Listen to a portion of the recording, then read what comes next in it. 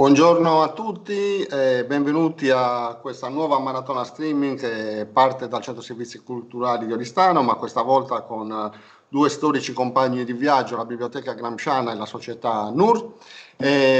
Oggi avremo questa lunga maratona dal titolo Cari vi scrivo dal carcere, 84esimo anniversario della morte di Antonio Gramsci, che noi celebriamo con una giornata di ritardo perché la giornata era il 27, ma l'abbiamo voluta legare al 28 aprile, Sadia della Sardegna, quindi questa giornata importante per la regione sarda e per il popolo sardo, e l'abbiamo voluta proprio dedicare a Gramsci in quanto sicuramente è il sardo più conosciuto a livello mondiale, globale, e ci piace questa figura per parlare del Sadia della Sardegna in quanto è proprio la figura che incarna quella capacità di dialogare con il locale, con il proprio spazio, partendo dal proprio paese, dalla propria regione, e allo stesso tempo dialogare con tutto il mondo, perché poi abbiamo visto che in questi 74 anni gli scritti gramsciani hanno fatto scuola, sono stati tradotti e studiati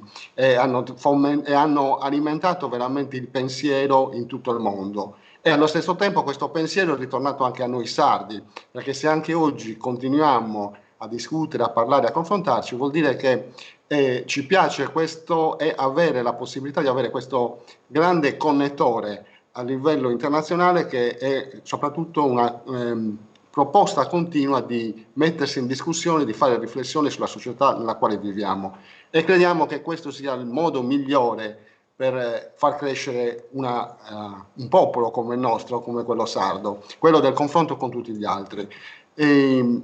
Io passo subito la parola a chi insieme a me guiderà questa lunga maratona, Giuseppe Marias della Biblioteca Gramsciana, il direttore scientifico, con la quale organizziamo tantissime iniziative. Sicuramente ogni tanto ci prenderemo in giro anche durante questa maratona, ma questo non toglie la stima reciproca che abbiamo l'uno dell'altro nell'organizzare tante attività culturali nei nostri territori. Quindi Giuseppe, ti do la parola così iniziamo questo bel percorso che abbiamo diviso in due sezioni. A te. Abbiamo voluto dividere in due sessioni perché vedo che Gramsci è l'autore postumo più famoso al mondo, perché ricordiamo che viene pubblicato di suo tutto dopo la sua morte, perlomeno in volumi, e abbiamo voluto dare la mattina spazio a una sessione particolare che abbiamo intitolato Gramsci e la favola, la scoperta dell'albero del riccio, ovvero quegli scritti che nel 48 vengono editi da Milano Sera e poi successivamente altri scritti e che vengono racchiusi in questo nome, l'albero del riccio. L'albero del riccio che appunto è l'antologia ripresa da una lettera che Gramsci scrive ai figli. E questa sessione parlerà appunto di Gramsci e la favola, di Gramsci bambino, per vari aspetti. Il primo ospite sarà Alessio Panichi, che è autore di un libro fondamentale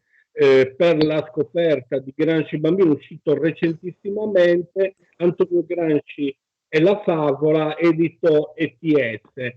Subito dopo sarà oggi DS Sardegna, diamo spazio anche alla lingua sarda, e quindi ci saranno i traduttori che nel 2009 per i tipi dell'Iskra tradussero l'albero del riccio, ovvero in campidanese, ovvero a Moscardia e Pedruberra, per poi passare a un illustratore, un bravissimo illustratore che poi ci accompagnerà per tutta la mattina con le immagini, con le sue immagini tratte appunto dal topo e la montagna, che è autore di questo bellissimo album intitolato Il topo della montagna per i tipi della Gallucci, ma soprattutto un illustratore, un docente, un illustratore innamorato anche della Sardegna, ma è un illustratore importante perché ha illustrato I Promessi Sposi di Umberto Eco per la Repubblica, Gilgamesh e tantissimi altri album. Per poi concludere con l'intervista, vi mancherò perché l'intervista la fa Marcello Marras, al docente antropologo sardo Pietro Clemente, che svilupperà quegli aspetti di Gramsci bambino in Sardegna attraverso la lettera dell'Albero del Riccio. Quell'intervista la curerà appunto Marcello, anche lui antropologo. Quindi tra un intervento e l'altro, sia la mattina che la sera, adesso entro specifico nella mattina, ci saranno delle letture, delle lettere nei luoghi gramsciani. Inizieremo con Ales, dove c'è una piazza dell'Albero del Riccio con un bellissimo affresco. Quindi ci sarà l'autore dell'affresco, Massimo Spiga, e la nipote Marica Casu, che leggerà la lettera L'Albero del Riccio. La seconda lettera, dopo l'intervento di Moscardì e Pedro Perra, invece ce l'avremo da Ghirarza, dove luogo pieno di luoghi gramsciani citati nelle lettere, dove Tommaso Sanna, Tommaso Sanna, storico sindaco anche di Ghirarza, nonché facente parte dell'associazione per Antonio Gramsci di Ghirarza, parlerà di Gramsci e Ghirarza nei luoghi gramsciani. Poi seguirà una lettrice che presenteremo bene dopo, con una lettera appunto che ha a che fare con Ghirarza e luoghi gramsciani. Il terzo intervento, la terza lettera invece sarà quella da Sorgono, è Franca Salvai, degli amici di Antonio Gramsci di Sorgono, da uno dei luoghi gramsciani, leggerà un'altra lettera. Diciamo che il programma della mattina è questo, la sessione della sera, che poi presenteremo molto meglio dopo, anche perché poi vi dimenticate, avrà invece come tema le lettere del carcere, il Tribunale Speciale, e uno degli amici fautori dello studio di Gramsci in carcere, che è Piero Slaffa. Adesso siamo pronti per iniziare con l'intervista con Alessio Panicchi. Sì, siamo proprio pronti, abbiamo anche già collegato il primo ospite, il dottor Alessio Panicchi, quindi Giuseppe ce lo introduci tu e così possiamo partire col primo appuntamento, Antonio Gramsci e la favola. Sì, Alessio Panicchi è graduate student, scusate la mia pessima pronuncia inglese, presso il Dipartimento di Letteratura di Germanica e Romanza della John Hopkins University a Baltimora. Adesso in Italia in visita presso l'Università di Padova. Lui è soprattutto in questo caso, oltre studioso della cultura italiana del Cinquecento, insomma, di saggi su campanelle e via dicendo, è autore, soprattutto curatore di questo splendido volume fondamentale per l'argomento di cui oggi parliamo, intitolato Antonio Gramsci e la favola, che è stato edito recentemente dall'ETS nel 2019. Iniziamo subito con una domanda generale, Alessio. Antonio Gramsci e la favola, perché si può parlare di Gramsci e la favola? E quali sono le caratteristiche di Gramsci favorista? Innanzitutto ringrazio Giuseppe e Marcello per avermi invitato e coinvolto in questa bella iniziativa. Vi ringrazio, è veramente un piacere essere qui. E niente, venendo alla domanda di Giuseppe, credo che ci siano almeno due considerazioni da fare. Una di natura autobiografica e l'altra di natura più politico-culturale. La considerazione autobiografica è questa. Cioè, Antonio Gramsci nasce in un contesto storico-culturale in cui la narrazione orale, il racconto delle favole o delle fiabe aveva un ruolo fondamentale nella formazione e nell'educazione dei bambini. Io vorrei a questo proposito, se posso, leggere un passo tratto da una famosa lettera che Gramsci scrive alla sorella Teresina, è una lettera del 18 gennaio 1932, in cui Gramsci parla appunto del proprio lavoro di traduzione delle novelline popolari di Grimm. Ed è un passo famoso che però è indicativo appunto della componente autobiografica del rapporto tra Gramsci e la favola, no? Gramsci scrive che si sta confrontando, e cito, con una serie di novelline popolari proprio come quelle che ci piacevano tanto quando eravamo bambini e che anzi in parte rassomigliano loro perché l'origine è la stessa, un po' all'antica, alla paesana. Quindi da una parte c'è chiaramente una componente autobiografica che ha a che fare con l'infanzia e con il periodo di formazione di Gramsci, in cui appunto l'elemento della favola era fondamentale all'interno della cornice culturale più generale. Chiaramente poi quando è in carcere il fatto che nelle lettere destinate ai familiari Gramsci racconti degli aneddoti, degli apologhi o delle favole è anche, come dire, un modo per, da una parte, raccorciare le distanze rispetto ai familiari e riconnettersi con loro nonostante la distanza, e da una parte anche, voglio dire, trasmettere ai figli soprattutto un bagaglio di esperienze maturato negli anni dell'infanzia trascorsi appunto in Sardegna. Quindi c'è una componente autobiografica importante. Poi c'è una componente generale sulla quale appunto ha fatto luce Daniela Marcheschi in uno dei contributi nel volume.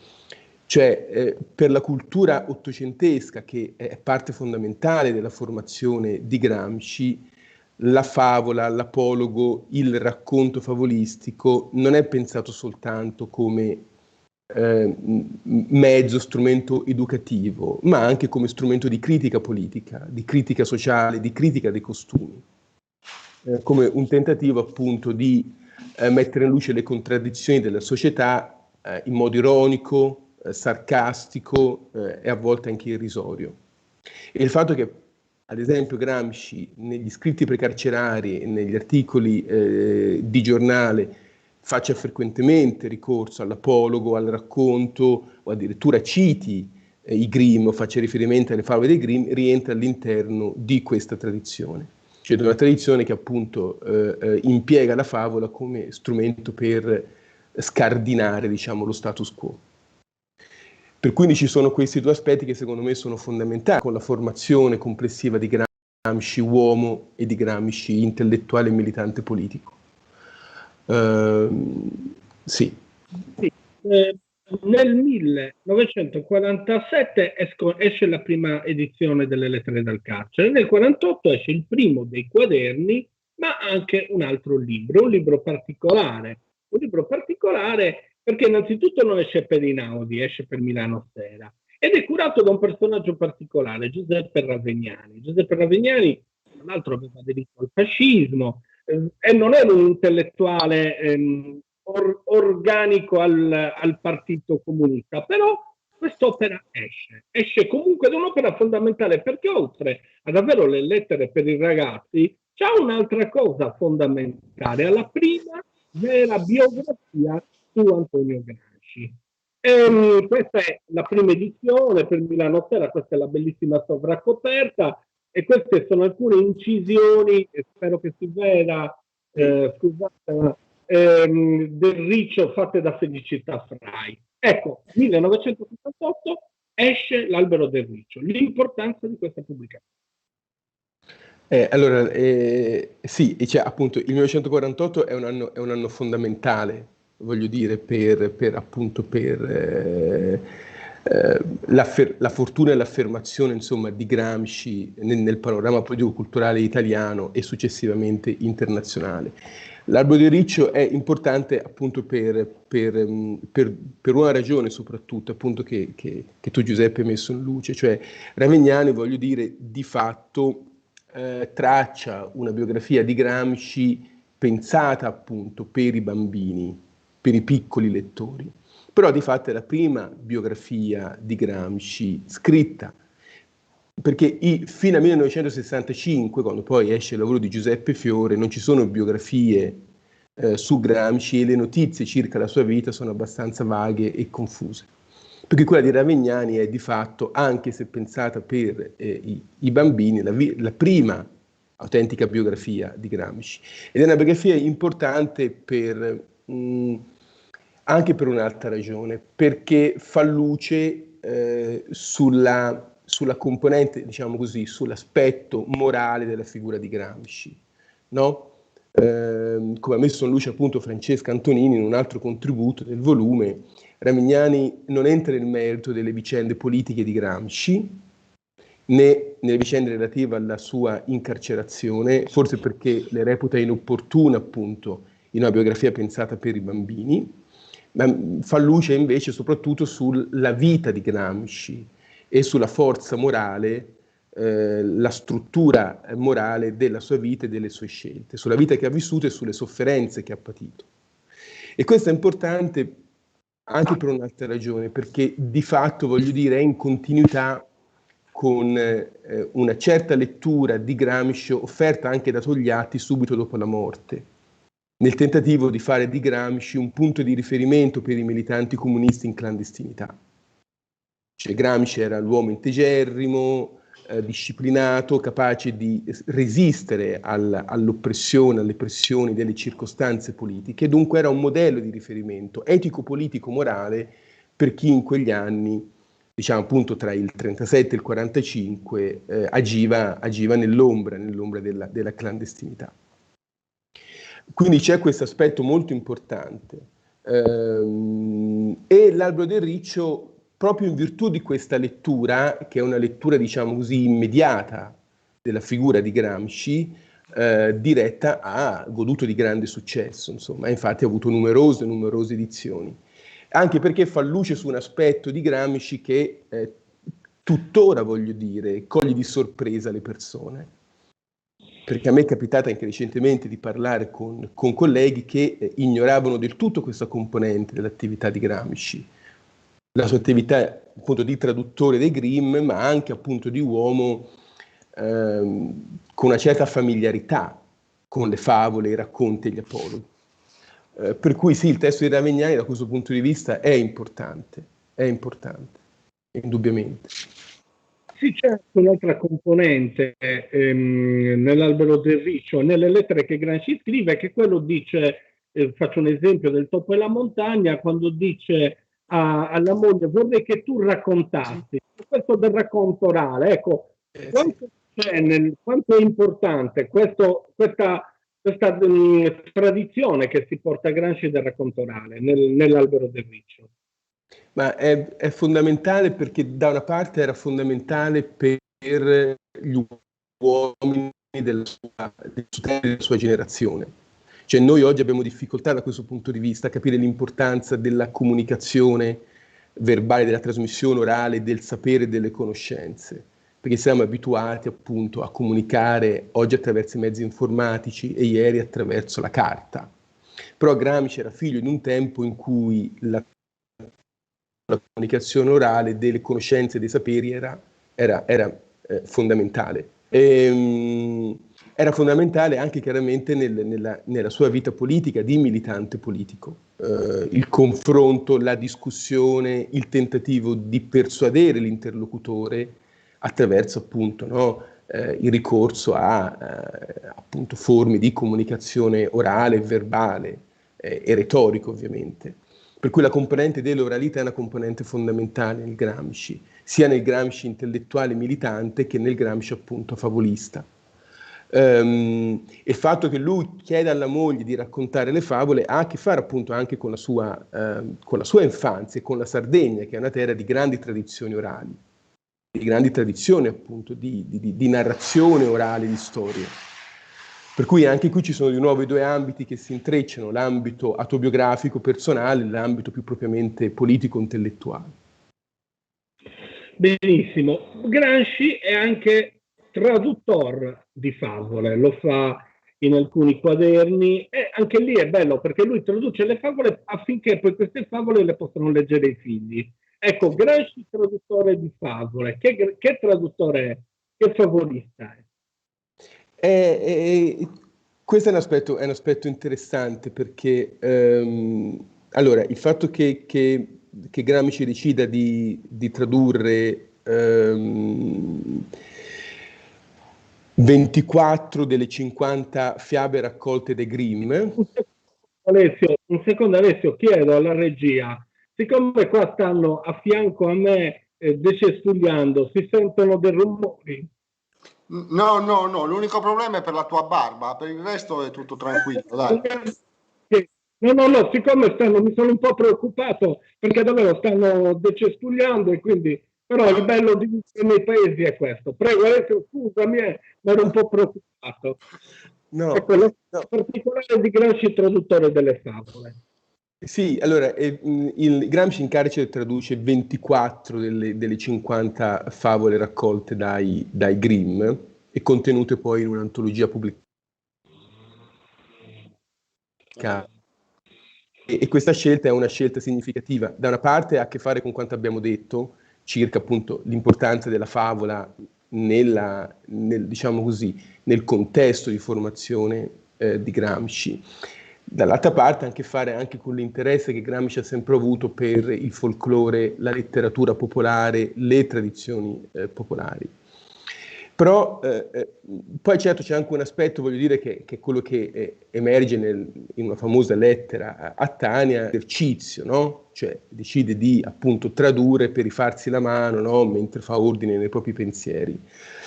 Però c'è un aspetto importante nell'attività di Gramsci, traduttore dei Grimm, che è un traduttore che appunto interviene nel testo con delle scelte ben precise, su quale hanno fatto luce Lucia Borghese in un saggio del 1980, che è un saggio fondamentale, e poi anche recentemente Giuseppe Cospito, no? Nell'introduzione al quaderno di traduzioni, che è il primo volume dell'edizione nazionale degli scritti di Antonio Gramsci, no? In cantiere tuttora, volume uscito nel 2007.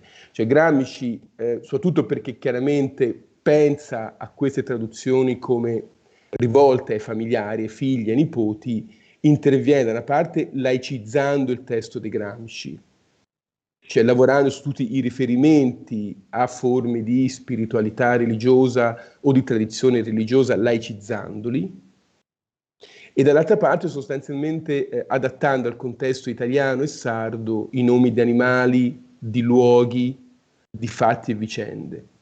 E in questo senso, appunto, come ha messo in luce Cospito, l'attività di traduttore dei Grimm di Gramsci rispecchia un po' la sua idea di traduttore qualificato, cioè di un uomo che non si limita a tradurre da una lingua all'altra, ma cerca anche di tradurre una civiltà in un'altra, di fare un lavoro appunto complessivo di traduzione non solo verbale lessicale, ma culturale in senso lato.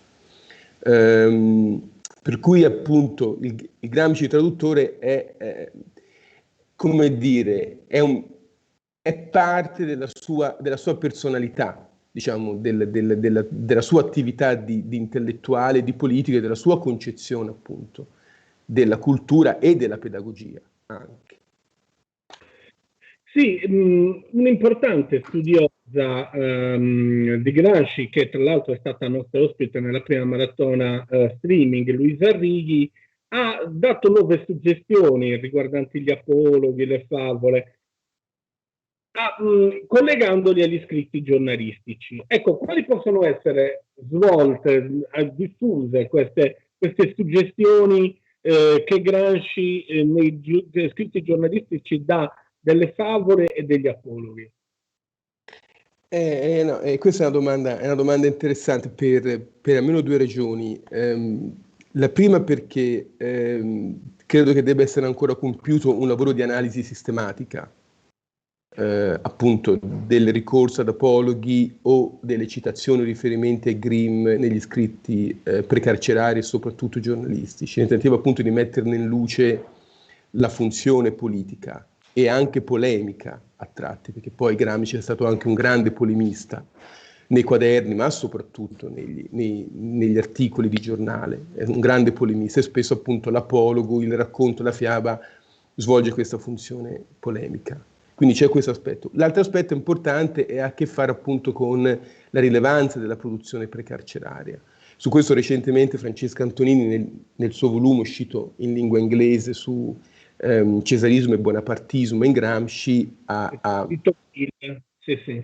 Sì, ed è un aspetto sul quale ha fatto luce, cioè l'importanza di leggere, di riconoscere l'autonomia degli scritti precarcerari rispetto ai quaderni del carcere, riconoscendo dunque la dignità e l'importanza culturale, perché a lungo sono stati letti come, diciamo, una sorta di introduzione di Prodomo ai quaderni del carcere, no? Quasi una sorta di lettura retrospettiva. Quindi giustamente, dice Francesca, vanno letti nella loro autonomia, avevano messo in luce i rapporti complessi con i quaderni. E questo vale anche per le favole e gli apologhi.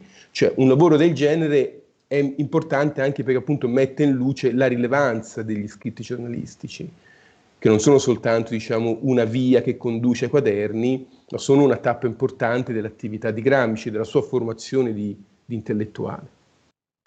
Per cui sì, per entrambe le ragioni un lavoro appunto del genere secondo me andrebbe ripreso e sviluppato ulteriormente, senz'altro, sì. C'è una cosa interessante dell'Albero del Riccio, sono in Biblioteca Gramsciana in italiano, di edizioni italiane abbiamo 23. Tutte o quasi tutte sono illustrate. Gramsci scriveva a Iulca di un Pinocchio e diceva vorrei dare il Pinocchio, vorrei regalare ai miei figli il Pinocchio di Mussino, illustrato da Mussino, di cui lui parla malissimo, ma io ho l'edizione bellissima. È bellissimo, è vero, ce l'ho anch'io. Ne azzecca più di Marras, però non le azzeccava tutte. Ecco, l'Albero del Riccio illustrato, non voglio fare quelle domande che odio, Gramsci cosa ne avrebbe pensato, non te la faccio assolutamente. Secondo me è utile, come è utile Pinocchio illustrato, secondo te? Sì, no, lo è, anche per rendere insomma, visivo e immediato chiaramente il contenuto della favola e forse anche per facilitarne la lettura e per facilitarne l'approccio soprattutto per i più piccoli, insomma. È chiaro che la riflessione gramsciana è, da un certo punto di vista, condivisibile, cioè perché tu chiaramente ingabbi la mia fantasia se tu mi offri un'immagine statica. Perché poi quell'immagine resta nella mia mente, ogni volta che io penso a Pinocchio, penso appunto al Pinocchio di Mussino con l'abito verde, no? Cioè, è vero, però al tempo stesso è anche vero che soprattutto per una cultura come la nostra, che è fortemente visiva, più di quella di Gramsci ovviamente, noi siamo figli della televisione e oggi siamo anche figli, voglio dire, di internet. Per noi il supporto visivo o audiovisivo è fondamentale. Per Gramsci, per il nome del suo tempo, non lo era. Era fondamentale invece appunto il lavoro di fantasia e il lavoro di comunicazione orale, di trasmissione orale dei saperi. Per cui sì, sono d'accordo. Grazie Alessio. Diciamo che facendo la posta 20 minuti, proprio siamo partiti ai 37, abbiamo finito ai 57. Marcello, vuoi aggiungere qualche cosa? No, anche perché è stato veramente molto chiaro. Grazie. Alessio Panicchi è molto interessante tutto l'intervento e poi condivido questa grande capacità di Gramsci di lavorare sull'oralità e sulla scrittura e di coniugare sempre quel mondo del racconto, della tradizione orale locale, ma allo stesso tempo riportarlo sempre anche a tutto il mondo della scrittura, della conoscenza, dello studio e dello sviluppo. Quindi complimenti perché è stato, in 20 minuti si è fatto un bellissimo discorso, un bellissimo intervento. Grazie. Ricordo a tutti, per chi volesse approfondire la conoscenza degli argomenti trattati dal dottor Panicchi, questo è il libro Antonio Gramsci e la favola, un itinerario tra letteratura, politica e pedagogia, curato con l'introduzione di Alessio Panicchi, edito ETS del 2019. Grazie ancora Alessio. Grazie. No, grazie a voi, grazie ancora. Buona giornata e buon lavoro. Grazie. Allora, siamo pronti anche, Giuseppe, per partire con la prima sopralluogo nei luoghi gramsciani. quindi ci sposteremo ad Ales, come ci stavi annunciando tu prima. Ad Ales troveremo Massimo Spiga, artista, appunto anche l'autore del murales che poi ci presenterà, e insieme a lui la nipote Marica Casu che ci leggerà una delle lettere. Dopodiché avremo una pausa nel tempo che rimane, ci ritroviamo sicuramente in diretta alle 10:30 per il secondo intervento con Ammo Scardia e Pedro Perra. Quindi Peppe, lanciamo pure la lettera e ci rivediamo più tardi. La lettera dell'Albero del Riccio, appunto non potevamo che iniziare con quella. Ricordo che la piazza dell'Albero del Riccio è vicinissima, in linea d'aria penso 40 metri, 50 metri, sono già troppi, dalla piazza Gramsci fatta da Giacomo Modoro, inaugurata da Pietro Ingrao e da Berlinguer nel 77. Ma la piazza dell'Albero del Riccio è importante non solo per questo bell'affresco fatto da Massimo Spiga, ma perché ci porta a Gramsci e i bambini nel paese dove lui è nato. Subito dopo la lettura della lettera ci farà compagnia una bellissima illustrazione di Marco Lorenzetti.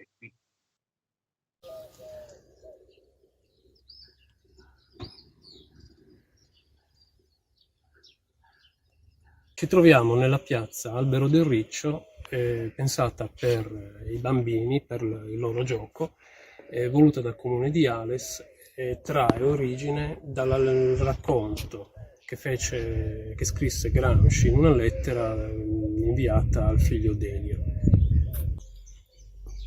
La piazza, progettata dall'ingegner Simone Coni, ha delle partizioni che compongono 3 aree verdi, fatte a prato, con delle piante, degli arbusti profumati. Alcuni punti hanno dei meli che richiamano chiaramente il racconto di Gramsci, mentre invece alcune zone della piazza, innanzitutto c'è una parte centrale, diciamo centrale, che congiunge i 2 fronti stradali, e in alcuni punti di questa piazza, che è lastricata di basalto regolare, e ci sono delle scritte che sono tratte dal racconto di Gramsci.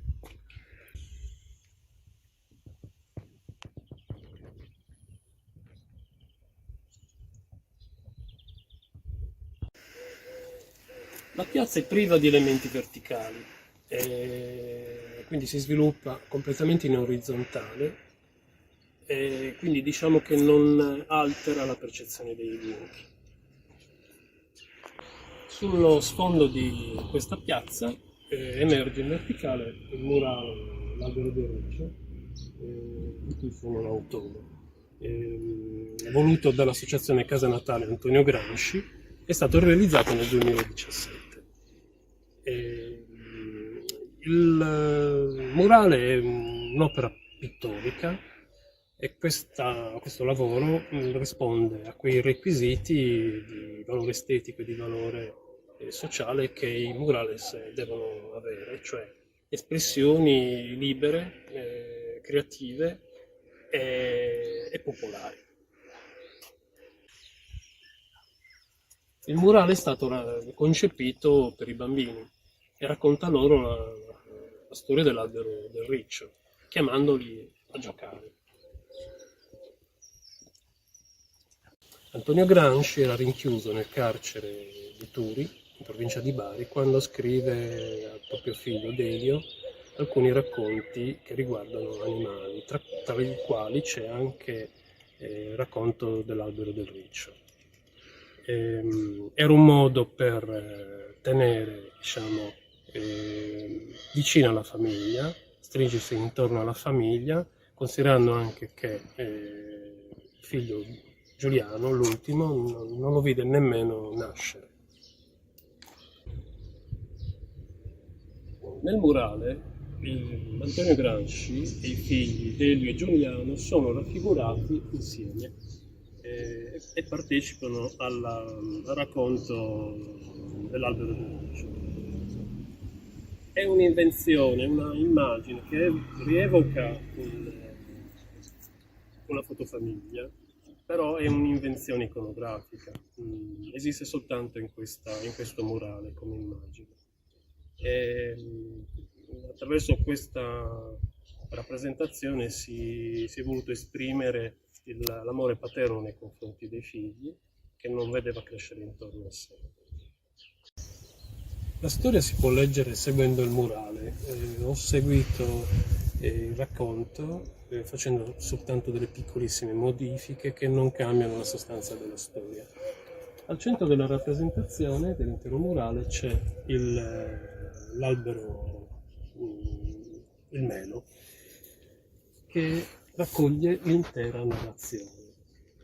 È un elemento simbolico e simboleggia il legame con le tradizioni. Quindi sono le radici che, diciamo, che danno l'idea di trasmissione culturale. Alla base sono 3 fogli che rappresentano le lettere di Gramsci.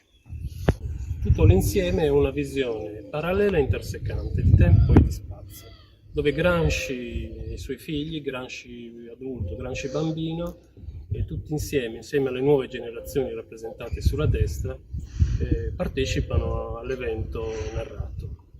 L'albero del riccio. Caro Derio, mi è piaciuto il tuo angoletto vivente coi fringuelli e pesciolini. Se i fringuelli scappano dalla gabbietta, non bisogna afferrarli per le ali o per le gambe, che sono delicate e possono rompersi o slogarsi. Occorre prenderli a pugno pieno, per tutto il corpo, senza stringere. Io, da ragazzo, ho allevato molti uccelli e anche altri animali. Falchi, barbagianni, cuculi, gazze, cornacchie, cardellini, canarini, fringuelli, allodole, eccetera, eccetera. Ho allevato una serpicina, una donnola, dei ricci e delle tartarughe. Ecco dunque come ho visto i ricci fare la raccolta delle mele. Una sera d'autunno, quando era già buio ma splendeva luminosa la luna, sono andato con un altro ragazzo, mio amico, in un campo pieno di alberi da frutta, specialmente di meli. Ci siamo nascosti in un cespuglio controvento. Ecco, a un tratto sbucano i ricci, 5, 2 più grossi e 3 piccolini. In fila indiana si sono avvicinati verso i meli, hanno girellato tra l'erba e poi si sono messi al lavoro, aiutandosi con i musetti e con le gambette, facendo ruzzolare le mele, che il vento aveva staccato dagli alberi. E le raccoglievano insieme in uno spazietto, ben bene vicine una all'altra. Ma le mele, giacenti per terra, si vede che non bastavano. Il riccio più grande, col muso per aria, si guardò attorno, scelse un albero molto curvo e si arrampicò, seguito da sua moglie. Si posarono sul ramo, carico, e incominciarono a dondolarsi, ritmicamente. I loro movimenti si comunicarono al ramo, che oscillò sempre più spesso, con scosse brusche, e molte mele caddero per terra. Radunate anche queste vicino alle altre, tutti i ricci, grandi e piccoli, si arrotolarono con gli aculi irti e si sdraiarono sui frutti che rimanevano infilzati. C'era chi aveva poche mele infilzate, i riccetti, ma il padre e la madre sono riusciti a infilzare 7 o 8 mele per ciascuno. Mentre stavano ritornando alla loro tana, poi noi uscimmo dal nascondiglio, prendendo i ricci in un sacchetto e ce li portammo a casa. Io ebbi il padre e i 2 riccetti e li tenni molti mesi, liberi nel cortile. Così davano la caccia a tutti gli animaletti, latte, maggiolini, eccetera, e mangiavano frutta o foglie di insalata. Le foglie fresche piacevano loro molto e così li potei addomesticare un poco. Non si appallottolavano più quando vedevano la gente. Avevano però molta paura dei cani. Io mi divertivo a portare nel cortile delle bisce vive per vedere come i ricci le cacciavano. Appena il riccio si accorgeva della biscia, saltava lesto lesto sulle 4 gambette e caricava con molto coraggio. La biscia sollevava la testa con la lingua fuori e fischiava. Il riccio dava un leggero squittio, teneva la biscia con le gambe davanti e mordeva la nuca, e poi se la mangiava pezzo a pezzo. Questi ricci un giorno sparirono. Certo, qualcuno se li era mangiati. Ti scriverò un'altra volta sul ballo delle lepri, dell'uccello tessitore e dell'orso, E su altri animali ti voglio raccontare altre cose che ho visto e sentito da un ragazzo. La storia del polledrino, della volpe e del cavallo, che aveva la coda solo nei giorni di festa, eccetera, eccetera. Mi pare che tu conosca la storia del Kim, delle novelle della giungla e specialmente quella della foca bianca e di Rikki Tikki Tawi. Ti bacio, Antoni. Vi salutiamo dalla piazza Albero del Riccio, Massimo Spiga E Marica Caso. Ciao!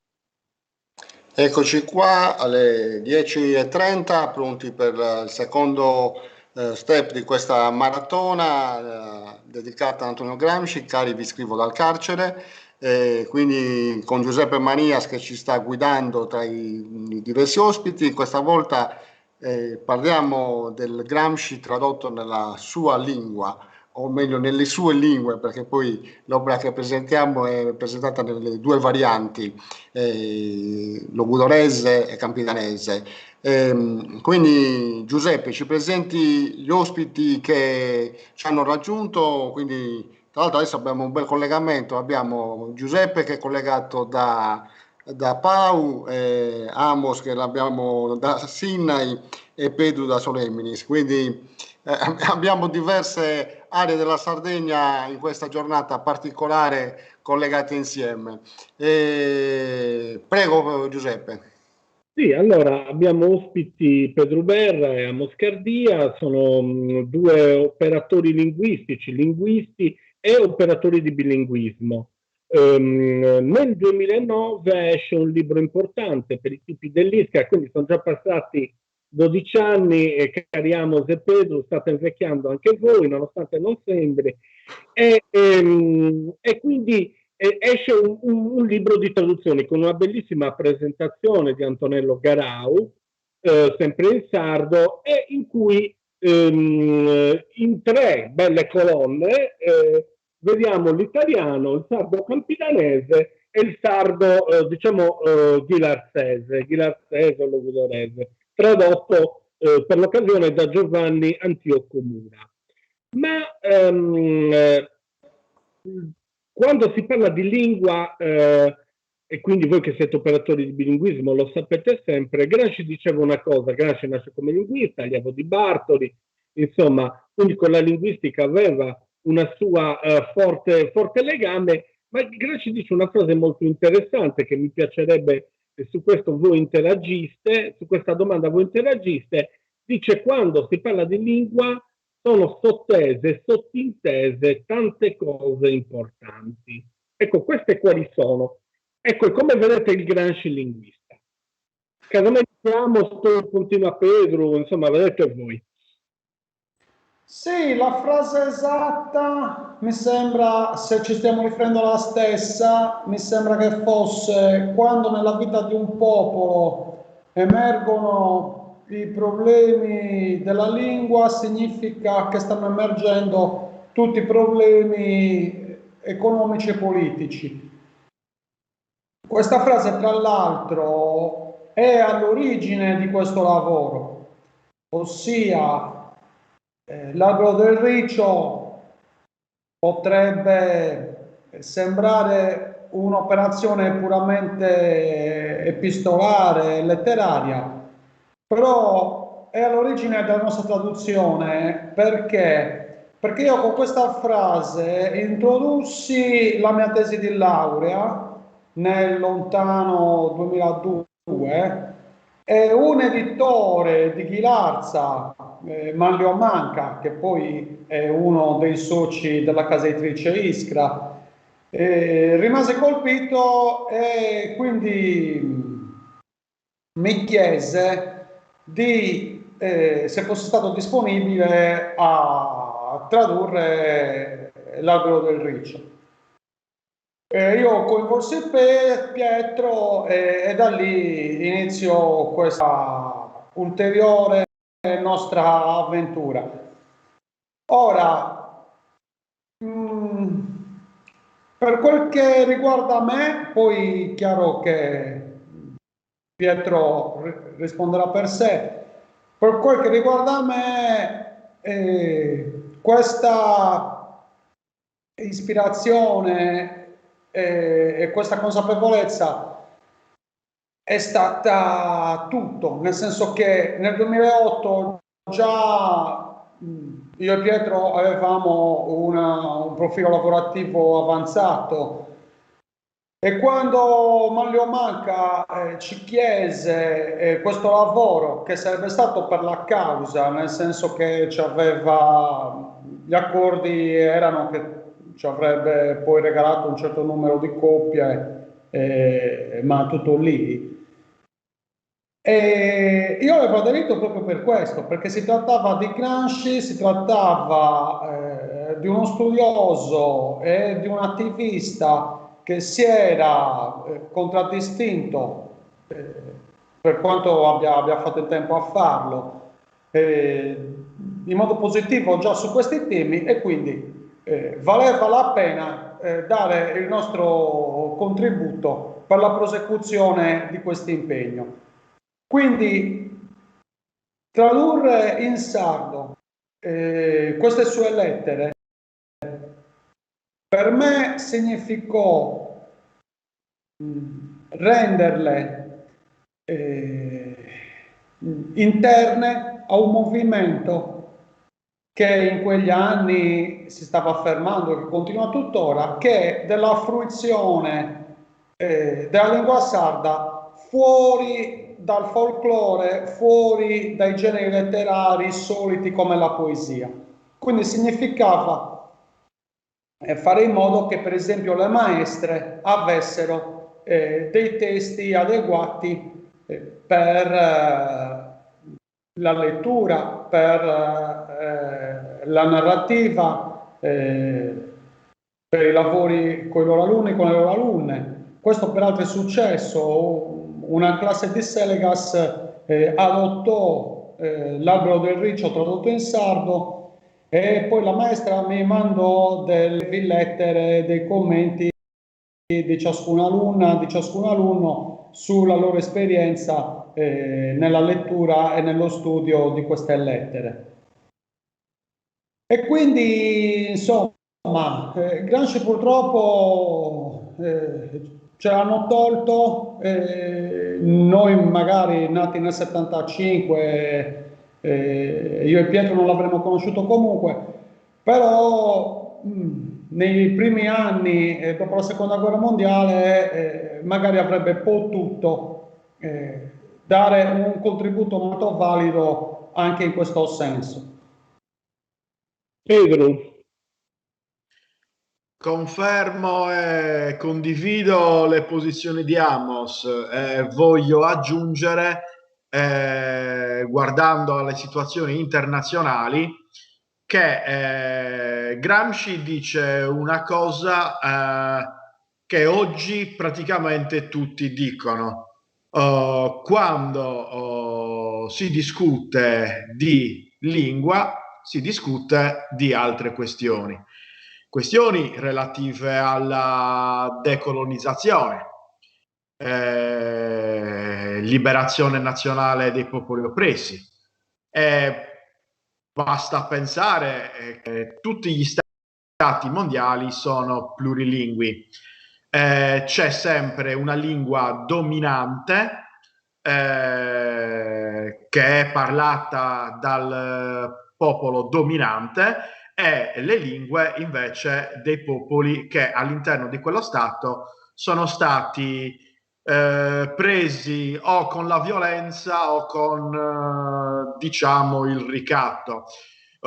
Io penso ad esempio alle nazioni native americane, che è arrivato a un certo punto degli anni 50 e 60 hanno iniziato la rivendicazione della loro lingua, ma la loro lingua non era slegata dalle questioni di autodeterminazione. La stessa cosa potrei dire del catalano durante il franchismo. Noi, io e Amos, abbiamo avuto la fortuna di avere come professore di linguistica Edoardo Blasco Ferrer, morto qualche anno fa. Lui durante l'università era un attivista per la lingua catalana e ha fatto la prigione franchista. E ovviamente non era solo esclusivamente una battaglia per il catalano, ma era una battaglia per i catalani, la rivendicazione della loro autodeterminazione. Quindi Gramsci negli anni 20 è stato il precursore di tutte queste questioni, ma potrei anche aggiungere che avete giustamente ricordato che è stato allievo di Bartoli, della grande università, della grande facoltà di linguistica di Torino, prese anche il massimo dei voti con Bartoli. Già il dire negli anni 20, parlare velatamente di bilinguismo e diglossia, che sono due cose completamente diverse. Il bilinguismo è quando due lingue condividono uno stesso territorio e hanno stesso valore. Invece la diglossia è quando c'è una lingua di registro alto e una lingua di registro basso, come purtroppo oggi è in Sardegna. Lui parlava di questo negli anni 20 e questi discorsi io e Amos, quando li abbiamo affrontati alla fine degli anni 90 e all'inizio degli anni 2000, venivamo visti ancora, guardate, ancora come degli UFO. Ci prendevano per pazzi. Quindi un secolo fa, diciamo che se stessimo parlando di archeologia è come trovare un nuraghe di 15.000 anni fa. Si parla di una mente estremamente avanzata dal punto di vista linguistico che, come giustamente ha detto Amos, c'è stato tolto. La storia non si fa con i sé, purtroppo. Però se l'avessero fatto lavorare, se non avessimo avuto quel disastroso ventennio, probabilmente oggi noi non staremmo parlando in italiano, non avremmo tradotto L'albero del riccio e Amos avremmo fatto un altro lavoro parlando in sardo, perché già il proporre negli anni 20 delle questioni che io, Amos e altri attivisti abbiamo trattato una ventina di anni fa, insomma,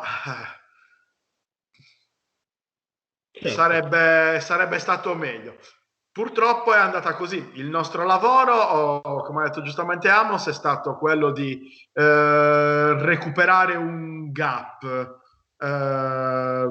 Sicuramente Gramsci stesso l'avrebbe recuperato questo gap, l'avrebbe tradotto in sardo.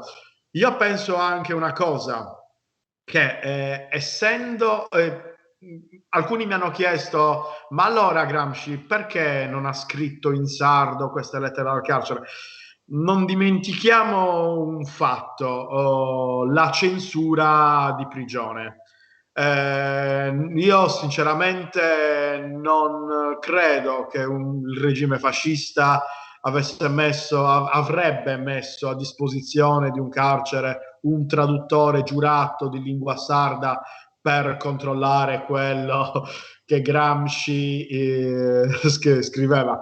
Quindi diciamo che la scelta dell'italiano, oltre a essere didascalica in quel periodo, era anche stata un po' forzata politicamente. Grazie Pedro, avete dato delle belle suggestioni. Adesso a me piace entrare anche un po' nello specifico del vostro encomiabile lavoro.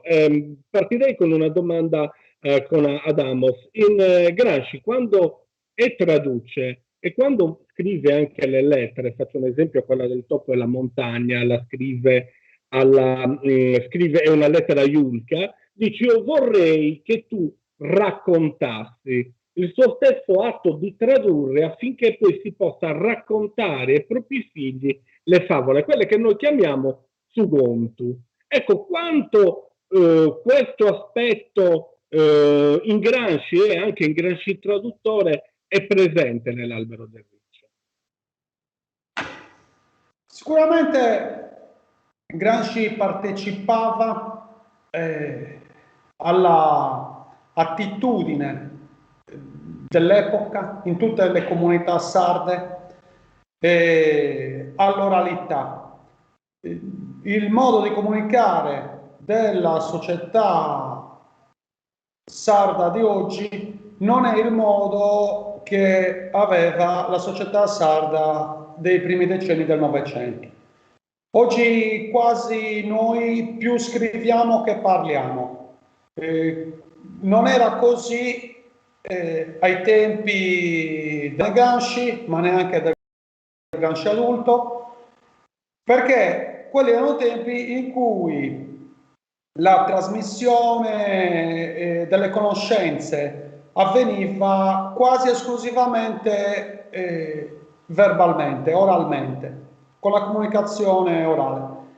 E quindi oggi si parla tanto di deficit di attenzione, deficit di concentrazione, di povertà espressiva e così via. Questi sono tutti problemi che all'epoca non c'erano, perché non saper seguire un discorso, non saper articolare un discorso significava automaticamente essere tagliati fuori dalla società. Noi oggi abbiamo la presunzione di rappresentare una civiltà avanzata, la civiltà del dialogo e così via. Non è affatto vero.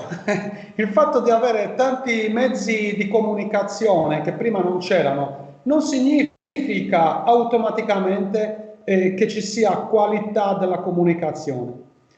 Diverso, dicevo, era la situazione di Gramsci, la situazione comunitaria in cui si formavano tutti i bambini e le bambine del suo tempo, in cui quindi, fatte salve chiaramente le diverse caratteristiche personali, ma c'era una maggiore attitudine generale all'oralità, alla letteratura orale.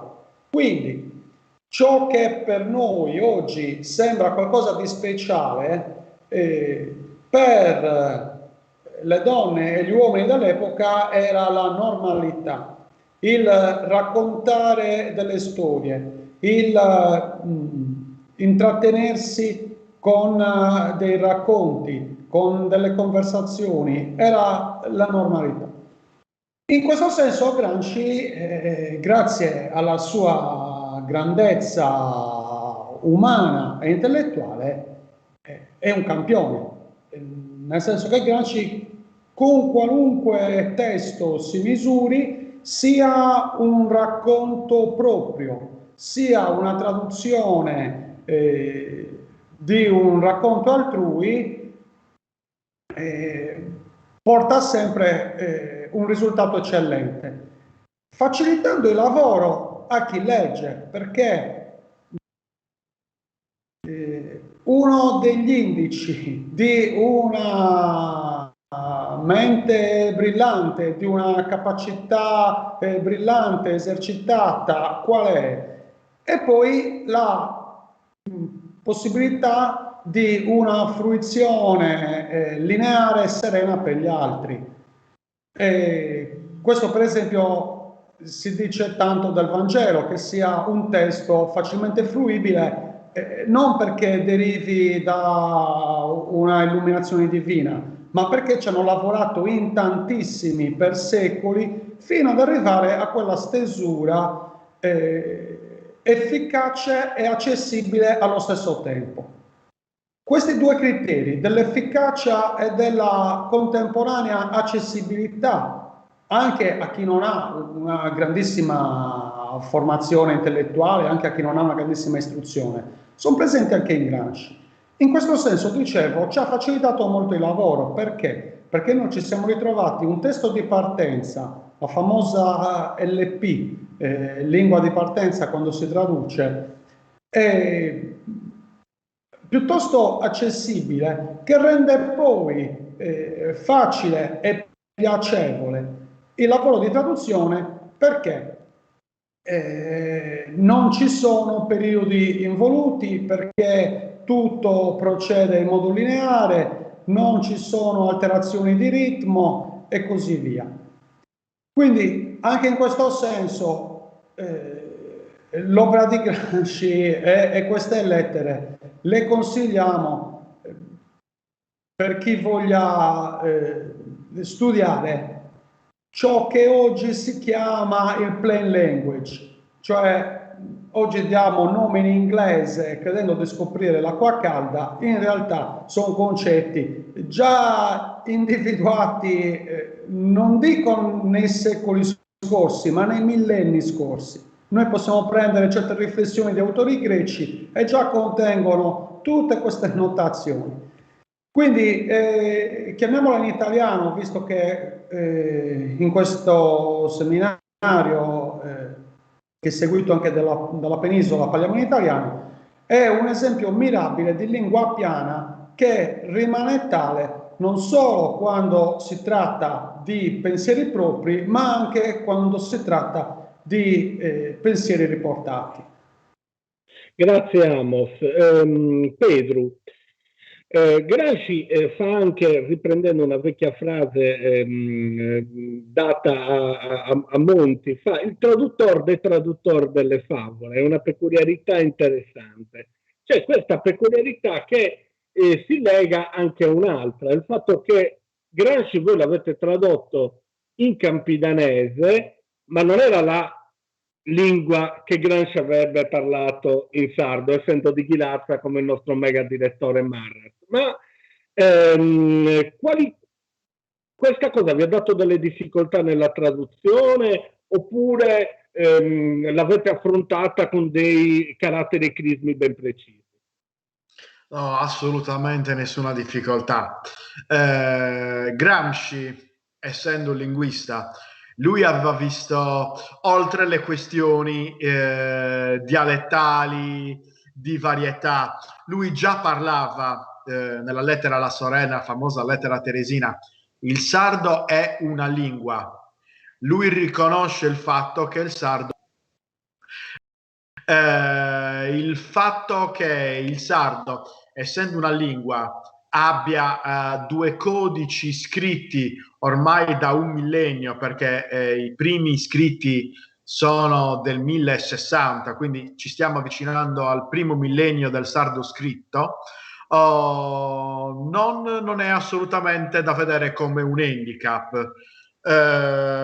Essendo proprio così lungimirante, io penso proprio che lui non avrebbe, così come nessuno scrittore sardo, scritto nel dialetto locale, nella varietà locale, ma sempre con una varietà extralocale. E in questo caso, per quanto riguarda il sardo, sono il logudorese letterario e il campidanese letterario. Le differenze sono veramente minime, infatti anche questo libro lo consiglierei anche a chi è scettico su questa non divisione, non la chiamerei nemmeno divisione, la chiamerei più com'è? Articolazione, esatto, articolazione. I verbi sono praticamente gli stessi, le parole praticamente le stesse, a parte qualche piccolo geosinonimo, quindi che è una ricchezza, ripeto, non è un handicap, è una ricchezza. Ci sono tante lingue con 2 codici scritti, addirittura la Norvegia ne ha 3 codici scritti. E non viene considerato come un limite. Io e Amos veniamo da una zona dove si parla quello che viene chiamato genericamente campidanese. Io sono nato e cresciuto a Quartu, Amos a Sinaai. Parliamo 2 sottovarietà diverse, ma se voi leggete la nostra traduzione è esattamente la stessa, a parte qualche piccolissima differenza con, per esempio, la terza persona singolare del verbo passato o essere, fiada o fudi, ma sono veramente delle piccolezze. Quindi noi non abbiamo avuto nessun problema. Mi sono chiesto tante volte, Gramsci, se l'avesse scritto in sardo, quale delle 2 varietà avrebbe scelto? Avrebbe scelto quella che viene considerata la letteraria illustre, il logudorese, o la letteraria più diffusa, quello delle capitali sarde, di Cagliari, di Oristano, delle grandi città come Iglesias, per esempio? Bella domanda, non riesco a darmi una risposta. Magari quando ci si fa le domande. Com'è? Come succede quando ci si fa le domande, poi non riusciamo a darci una risposta. Però la domanda è bellissima. Argomentando da un punto di vista sentimentale, magari avrebbe scelto la varietà lugudorese. Dal punto di vista politico e strategico, magari avrebbe utilizzato la varietà letteraria campidanese, essendo quella più diffusa, quindi avrebbe raggiunto le città dove la repressione linguistica era molto più dura rispetto alle campagne. Magari avrebbe utilizzato tutti e due, come fanno tantissimi autori. Oggigiorno ci sono anche tantissimi cantanti che utilizzano simultaneamente o alternativamente le due varietà. Non lo possiamo sapere, possiamo solamente immaginare un personaggio illuminato linguisticamente e non solo, come Gramsci, che avrebbe fatto delle scelte diverse. Questo libro, diciamo, ha soddisfatto come traduzioni nel campidanese e nel lugudorese tutte le richieste che abbiamo avuto nel lontano 2008, quando abbiamo iniziato questo lavoro. Grazie, vi ringrazio anche perché oggi, vero Marcello, Essadiesta Sardegna, siamo riusciti a ricordare Gramsci anche con la sua lingua. Grazie ad Amos, grazie a Pedro. Ricordo appunto questo testo, penso che l'Iskra abbia ancora delle copie di questo testo e si possa trovare ancora in libreria. Antonio Gramsci, L'albero del riccio, 2009, Iskra con introduzione di Antonello Garau e traduzione in lugudorese di Giovanni Antioco Mura e in campidanese, ringraziandoli ancora, di Amos Cardia e Pedro Perra. Marcello.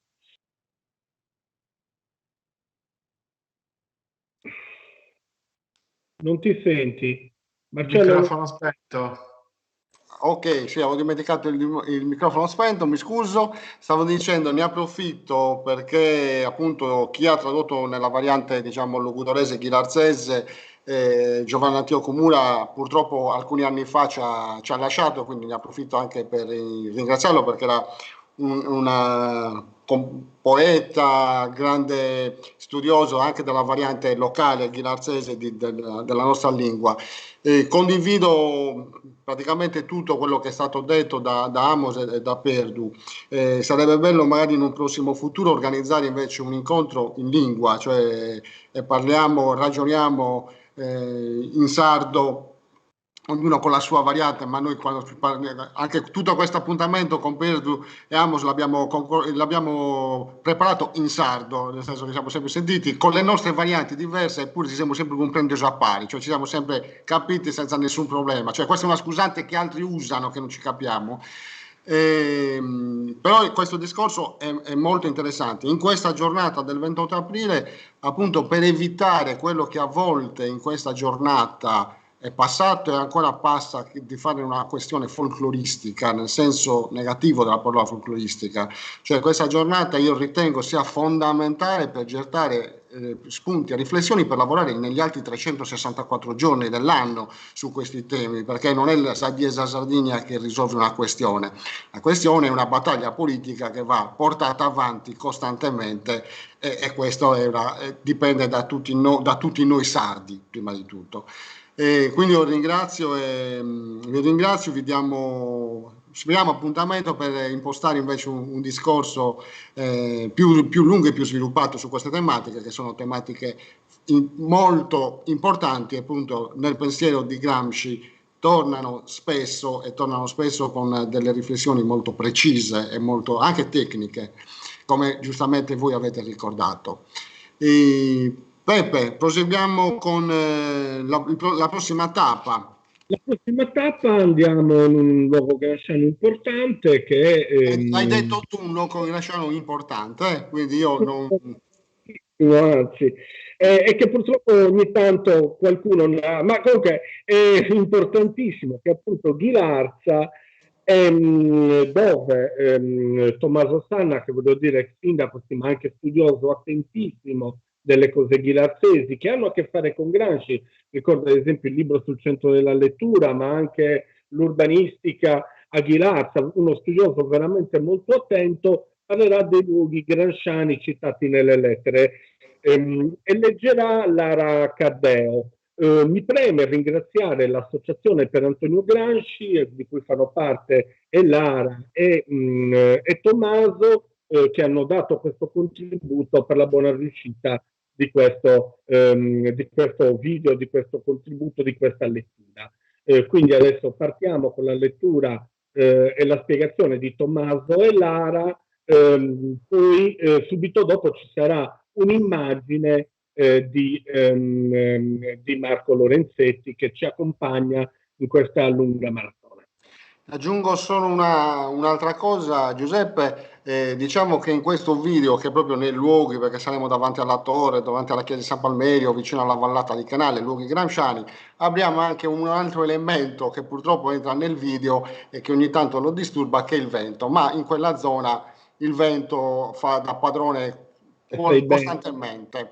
Quindi insomma ci ascoltiamo questo intervento che ci è arrivato da Ghilarza. Siamo qui per rivedere uno di quei luoghi ghilarzesi citati da Antonio Gramsci nelle numerose lettere che inviava ai suoi cari. Oltre alla casa in cui era cresciuto, alla scuola che aveva frequentato fino alla terza elementare, detta Siscola Egresia, che è adiacente alla chiesa parrocchiale, al Museo di San Serafino, da cui ammirava il fiume, le gallinelle e i pesci che cacciavano le zanzare, all'ufficio del catastro dove aveva lavorato da giovane per 2 anni, ufficio che dopo venne chiamato Casa del Fascio ed che è stato demolito negli anni 60. La piazza di San Palmerio era quella che probabilmente aveva frequentato spesso durante la sua fanciullezza, anche perché oltre alla presenza della scuola che lui aveva frequentato fino alla quinta elementare, doveva attraversare questa piazza per andare alla vallata di Canale e Brumare, dove vi erano gli orti, gli oliveti, i frutteti e dove le donne si recavano al ruscello per lavare i panni. Gramsci ricorda spesso nelle sue lettere Canale, Brumare e le altre località della valle, in particolare animali che sono protagonisti dei racconti che scriveva per i figli. Dalla lettera inviata alla mamma il 29 febbraio 1932 leggiamo: dirai anche a Teresina che ringrazio lei e i suoi bambini per l'intenzione che hanno avuto di inviarmi le violette di Canale e i bulbi di ciclamino selvatico, ma non posso ricevere i vostri doni. Ciò andrebbe contro il regolamento che vuole sia mantenuto il carattere afflittivo della pena carceraria. Dunque bisogna che sia afflittivo e perciò niente violette e niente ciclamini. Nessun diavoletto della natura deve stuzzicarmi le nari con gli effluvi e gli occhi con i colori dei fiori. Della Torre Aragonese, adibita a carcere fino agli anni 60, Gramsci, in una lettera del 13 settembre 1931, scrive: bisogna che abbiano pazienza e voi dovete spiegare ai bambini che essere in carcere significa appunto non poter fare tutto quello che si vuole. Credo che essi pensino che mi trovi in una specie di luogo come la Torre di Ghilarza. Dite loro che io invece ho una cella molto grande, forse più grande di ognuna delle stanze di casa, solamente non posso uscire. Immagina, cara mamma, e mi pare che non te l'ho mai scritto, che un letto di ferro con rete metallica, un materasso e un cuscino di crine, e un materasso e un cuscino di lana, e ho anche un comodino. Nella casa di fronte, all'ingresso del carcere, abitava il ciabattino Serafino Corriasa, che nel censimento era chiamato Scarparo, del quale Gramsci chiedeva notizie alla madre, citandolo secondo il soprannome Pinchillitto.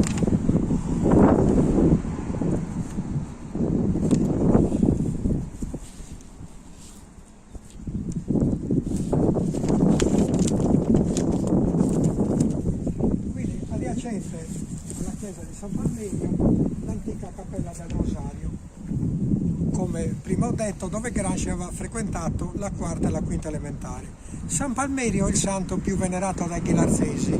Gramsci, in una lettera del 3 ottobre 1927, chiede: la festa di San Costantino a Sedilo e di San Palmirio a Ghilarza le fanno ancora e come riescono? La festa di Sant'Isidoro riesce ancora grande, lasciano ancora portare in giro la bandiera dei quattro mori e ci sono ancora i capitani che si vestono da miliziani. Per quale ragione Gramsci si interessa dell'uso o meno della bandiera dei quattro mori? Forse perché con il fascismo questo problema è stato circolare solo la bandiera italiana. Potrebbe esserci anche un'altra ragione. Infatti la bandiera dei quattro mori era stata adottata dai combattenti della prima guerra mondiale e dal partito Sardo d'Azione, che venne fondato nel 1921 da Bellieni e da Lus. Con l'avvento del fascismo il partito Sardo d'Azione fu sciolto dalle leggi del novembre del 1926, quindi quasi un anno prima che Gramsci chiedesse queste ragioni. Infine l'ospedaletto. Qui si vedono le vecchie murature. Nella lettera del 25 aprile 1927 chiede: e l'ospedaletto l'hanno finito? Evidentemente Antonio, quando venne a Ghilarza nel 1920, o venne informato dell'inizio dei lavori di questa struttura, anzi proprio pochi mesi prima, e questi lavori vennero completati nel 1927. La costruzione dell'ospedaletto fu possibile grazie al testamento del 1901 del notaio Contini, che destinava una somma di 2.500 lire per l'inizio della costruzione di un piccolo ospedale, oltre ad un'altra somma per poter costruire la rete idrica del paese. Il notaio Contini era lo zio di Piero Soggio e di padre Giovanni Soggio, trucidato in Cina nel 1930. Di padre Soggio, Antonio Gramsci, in una lettera inviata a Grazietta nel 1930, scrive: avevo visto la fotografia di padre Soggio in 2 giornali illustrati, ma non l'avevo riconosciuto, anzi non avevo pensato che si potesse trattare di lui, sebbene sotto una fotografia fosse scritto che era nato a Norbello. L'ho riguardato dopo la tua lettera e anche sotto la gran barba francescana ho ritrovato i lineamenti dei suoi fratelli, specialmente del fratello Gino, e non era neanche invecchiato, tutt'altro, eppure si era fatto frate almeno 25 anni fa e dopo aver preso la laurea. Era veramente un bravo uomo e sarà stato anche un bravissimo frate, non ne dubito. Così i ghilarzesi avranno un altro martire paesano dopo Palmirio, anzi a miglior diritto, perché Palmirio aveva solo il merito di aver fatto un viaggio a Gerusalemme. Penso però che se a Ghilarza arrivasse dalla Cina un frate buddista e predicasse di far abbandonare la religione di Cristo per quella di Buddha, i ghilarzesi certamente lo ammazzerebbero, come i cinesi hanno fatto con padre Soggio. Gramsci conobbe le antiche botteghe che vivacizzavano la piazza della chiesa durante la festa. Queste vennero demolite per permettere la costruzione dell'ospedaletto ed in cambio dell'area dove insistevano il comune, proprietario della Cappella del Rosario, la scuola frequentata da Gramsci, la cedette alla chiesa. 25 aprile 1927. Carissima mamma, ho ricevuto la tua lettera proprio oggi. Ti ringrazio. Sono molto contenta delle buone notizie che mi dai, specialmente di Carlo. Non sapevo quali fossero le sue condizioni di lavoro. Credo che Carlo sia un ottimo ragazzo, nonostante qualche sua capestreria del passato. E credo anche che sia più solido negli affari di quanto lo fossero, e forse lo sono ancora, tanto Mannaro che Mario, che erano portati a vedere i guadagni favolosi e a fare castellinaria per ogni piccola cosa. Ahimè, tutti in casa nostra, eccettuato io solo, hanno creduto di avere uno speciale bernoccolo per gli affari. E non vorrei che tutti facessero un'esperienza come quella famosa del pollaio.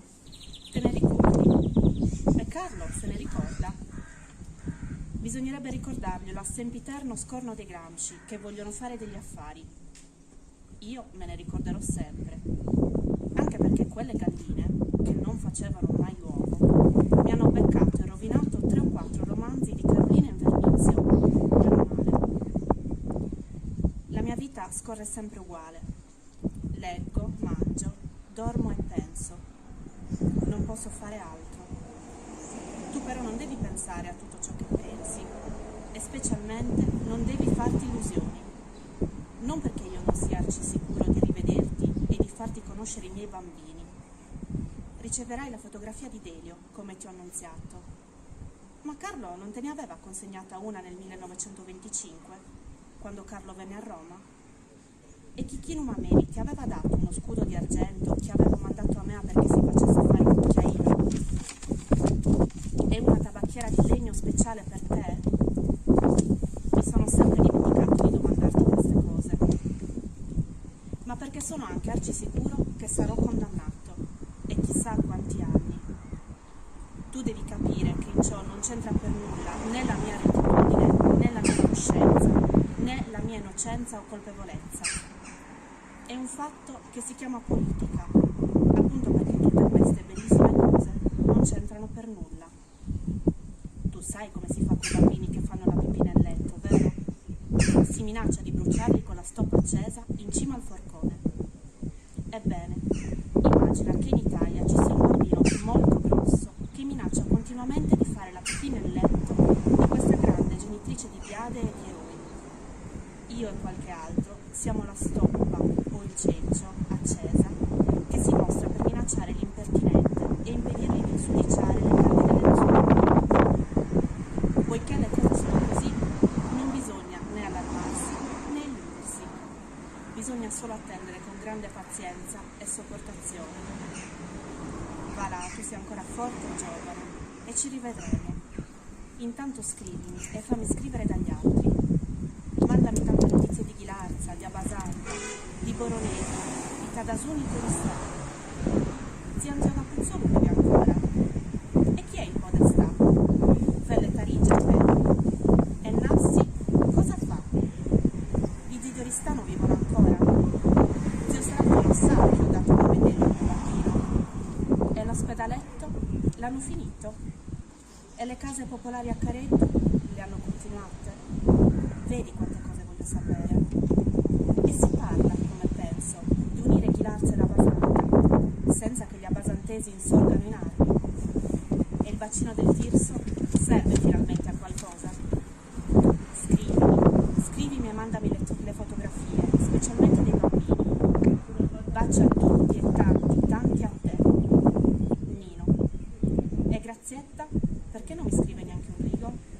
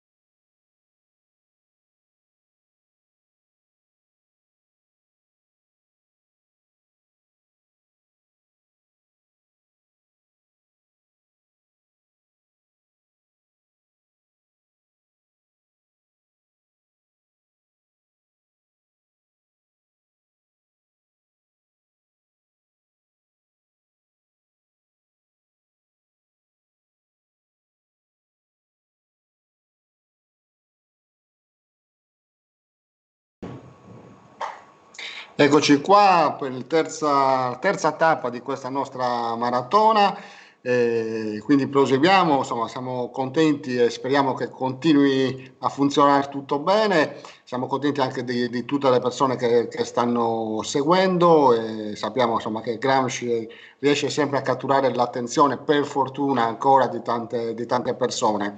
Quindi abbiamo un nuovo ospite, graditissimo ospite, che speriamo, lo dico subito, di riavere presto nella nostra isola, perché è stato diverse volte presente, è stato presente anche al centro, ma insomma, soprattutto con la biblioteca gramsciana ha portato avanti tanti lavori. Non dico chi è, ma lo faccio dire al nostro Giuseppe Manias. A te, Giuseppe. Sì, Marco Lorenzetti.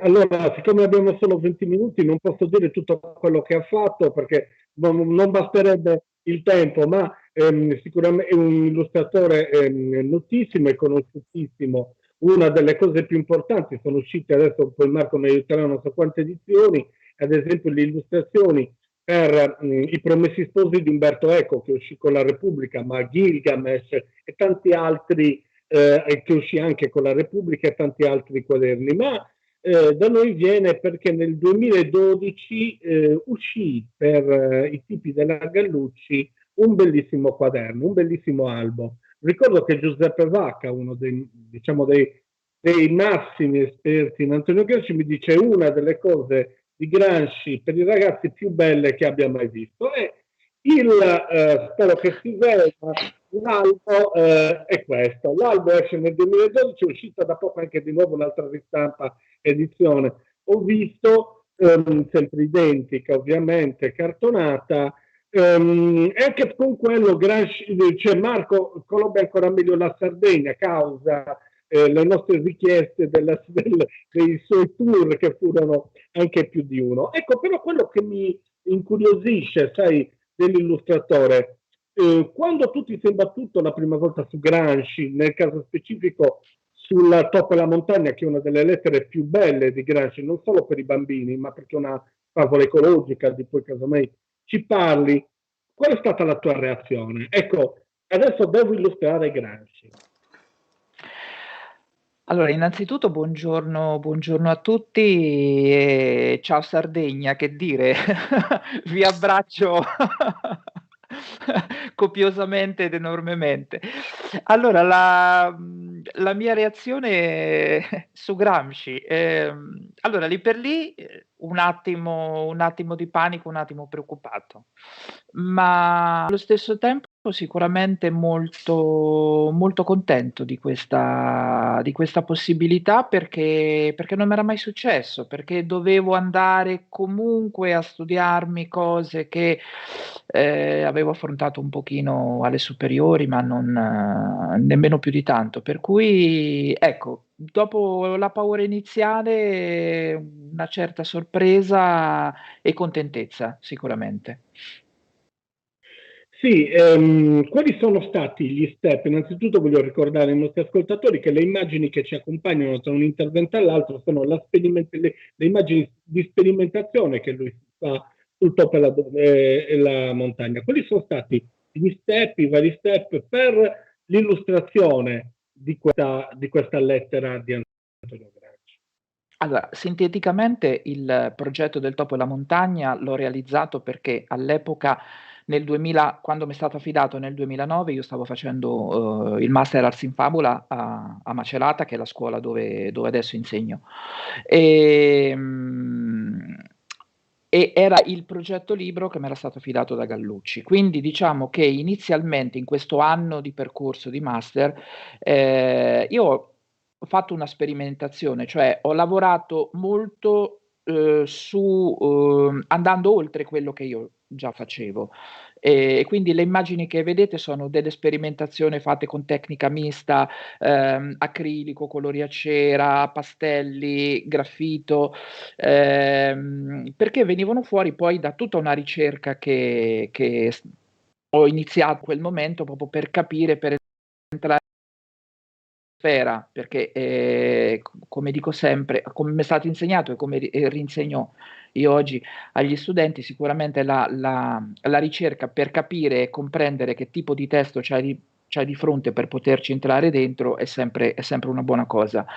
E mi ricordo che mi ero aiutato parecchio con le immagini di Giuseppe Biasi, che mi era stato consigliato da un'illustratrice vostra diciamo non nativa, perché lei è del Friuli Venezia Giulia, però vive in Sardegna da una vita praticamente, che è Pia Valentinis, e mi aveva consigliato questo artista che io non conoscevo, e da lì è iniziato un po' anche tutto la scelta degli oggetti, delle scenografie. Mancava sicuramente in tutto quello la visione della Sardegna, perché io sono stato in Sardegna 2 volte, ma la prima volta c'avevo 12 anni, la seconda c'avevo 13 anni. Poi quando sono tornato il libro era già uscito e quindi diciamo che manca la ricerca fotografica, però devo dire come ho impostato la montagna, lì per lì, uscendo dall'aeroporto di Cagliari, poi venendo su verso Oristano, ho visto dei monti che assomigliavano molto a quella montagna, per cui ho detto, ecco che forse non ho sbagliato tutto. Però, tornando al discorso delle immagini, sì, la ricerca è stata importante all'editore, poi queste immagini che state vedendo che girano sono state proposte, poi comunque lui aveva un'idea un po' diversa su come affrontarlo, e abbiamo virato sulle immagini che sono fatte con pastelli ed acquerello, e che era la mia tecnica di base, insomma, da dove arrivavo. Naturalmente affinata, cambiata, un po' più specializzata, però ecco, con quella tecnica lì venivo insomma già con una certa esperienza. Leggendo Il topo e la montagna, quindi lavorandoci anche sul testo, ti sei imbattuto su alcuni aspetti non conosciuti di Gramsci, ecco. E qual è stata la tua reazione vera e propria poi nell'illustrazione? Perché questa favola ecologica è fenomenale, è spettacolare, viene utilizzata anche dai movimenti neoecologisti. Ecco, tu hai avuto l'opportunità di illustrarla. Ecco, qual è stata la tua... Allora, dunque, quando io penso al topo e alla montagna faccio questa associazione: topo e la montagna uguale piatilietca, perché io questa parola non la conoscevo, non sapevo nemmeno cosa fosse. La grandezza di Greco, che ti dire a mettere sempre il valore dell'intellettuale organico in tutto ciò che scrive, in tutte le lettere, che non sono un'opera letteraria, ecco, lo possono essere diventate, ma fondamentalmente un'opera del pensiero gramsciano, certo. Ecco.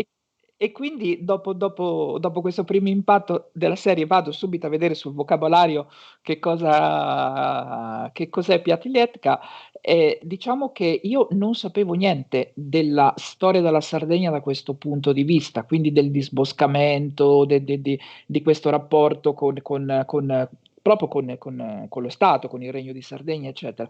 E quindi non conoscendo ho dovuto studiare, e quindi la cosa interessante di questa favola ecologica non è solo il fatto che vale un po' per tutti, no? Il cercare di affrontare che soprattutto oggi penso che sia fondamentale, cioè cercare di affrontare i nostri territori con uno sguardo molto attento a quello di cui hanno bisogno, dalle spiagge alle comunità montane. E di solito le comunità montane sono quelle che sono sempre lasciate da parte.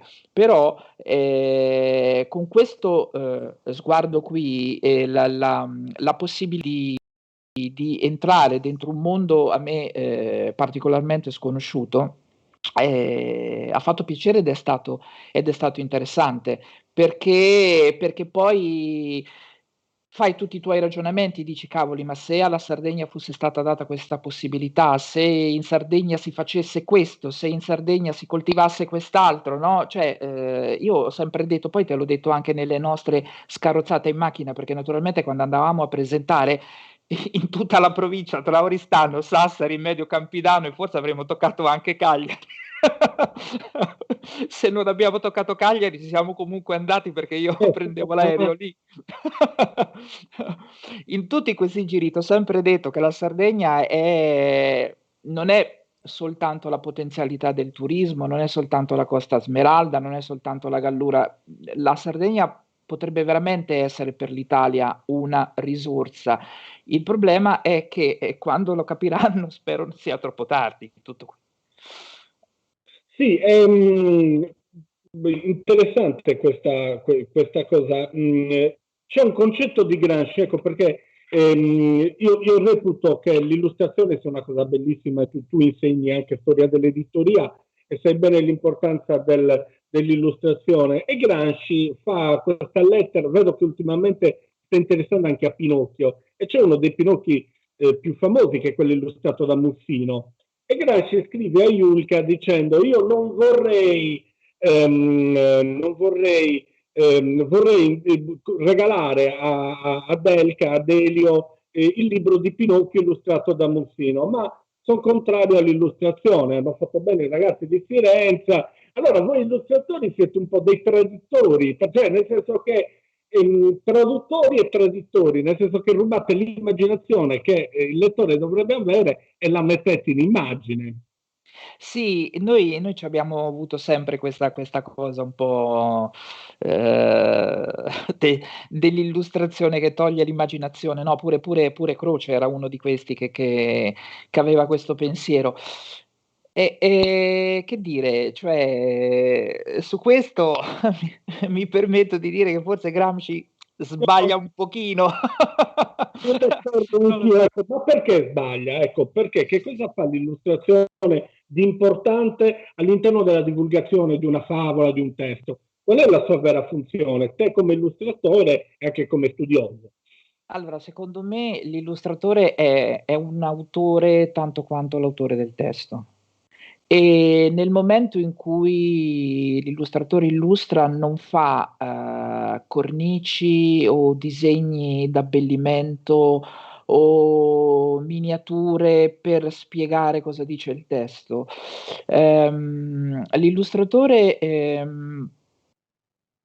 diciamo che mette su una specie di spettacolo grafico che va ad essere complementare al testo. Non per niente, Emanuele Luzzati, che è un illustratore e non solo famosissimo, scenografo e quant'altro, proprio dice che gli illustratori sono un po' gli eredi di quelli che erano i grandi artisti tipo Giotto, Signorelli, Mantegna. Perché? Perché mentre a un certo punto l'artista come lo conosciamo noi si ripiega su se stesso per una ricerca personale, dopo l'invenzione della stampa, quegli artisti che invece continuano a rappresentare le storie, eccetera, cioè poi gli illustratori, fanno proprio questo, cioè vanno a continuare quell'eredità che diciamo non toglie immaginazione perché è perché allora dovremmo dire la stessa cosa dei film rappresentati, dei film presi dai romanzi cinematografici, no? Pensiamo all'esempio universale di Harry Potter, dove inizialmente arriva con tutte versioni illustrate diverse dei primi libri, dopodiché vengono venduti i diritti cinematografici, arrivano i film e Harry Potter c'ha quella faccia lì e niente più. Quindi potrebbe essere da un certo punto di vista una limitazione dell'immaginazione, ma però no, perché nel momento stesso in cui tu guardi un'illustrazione, se l'illustrazione non è esattamente didascalica, cioè se l'illustrazione non ripete quello che il testo dice, ma aggiunge, crea dei mondi, la fantasia poi galoppa, capito? E quindi magari non associ la faccia del personaggio principale, in questo caso il topo alla montagna, del topolino al mio topolino e non pensi ad un altro topolino, ma se io ti metto delle altre situazioni, delle altre cose, tipo l'immagine dove c'è il cervo volante, insomma, e via discorrendo l'insetto, io do la possibilità di crearti un mondo parallelo dove tu puoi trovare delle storie in più. Quindi secondo me non limita, o perlomeno non è così limitante, ma apre la possibilità a dei mondi, a dei fascini che è parallela a quella del testo, insomma, ecco. Scusa Giuseppe se intervengo, è arrivata una richiesta, se era possibile far vedere qualche illustrazione. Poi, insomma, se riusciamo, non è la stessa cosa perché mandata così purtroppo perde tantissimo, però è un invito poi a acquistare, a cercare il libro. Faccio anche di più. Allora, questa si vede la montagna. Alza un pochettino, ecco, più o meno ci siamo, dai.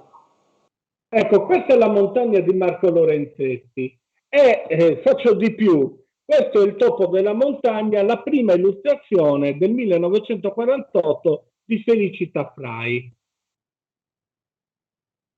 Si vede, Marco? Sì, sì. Sì, sì.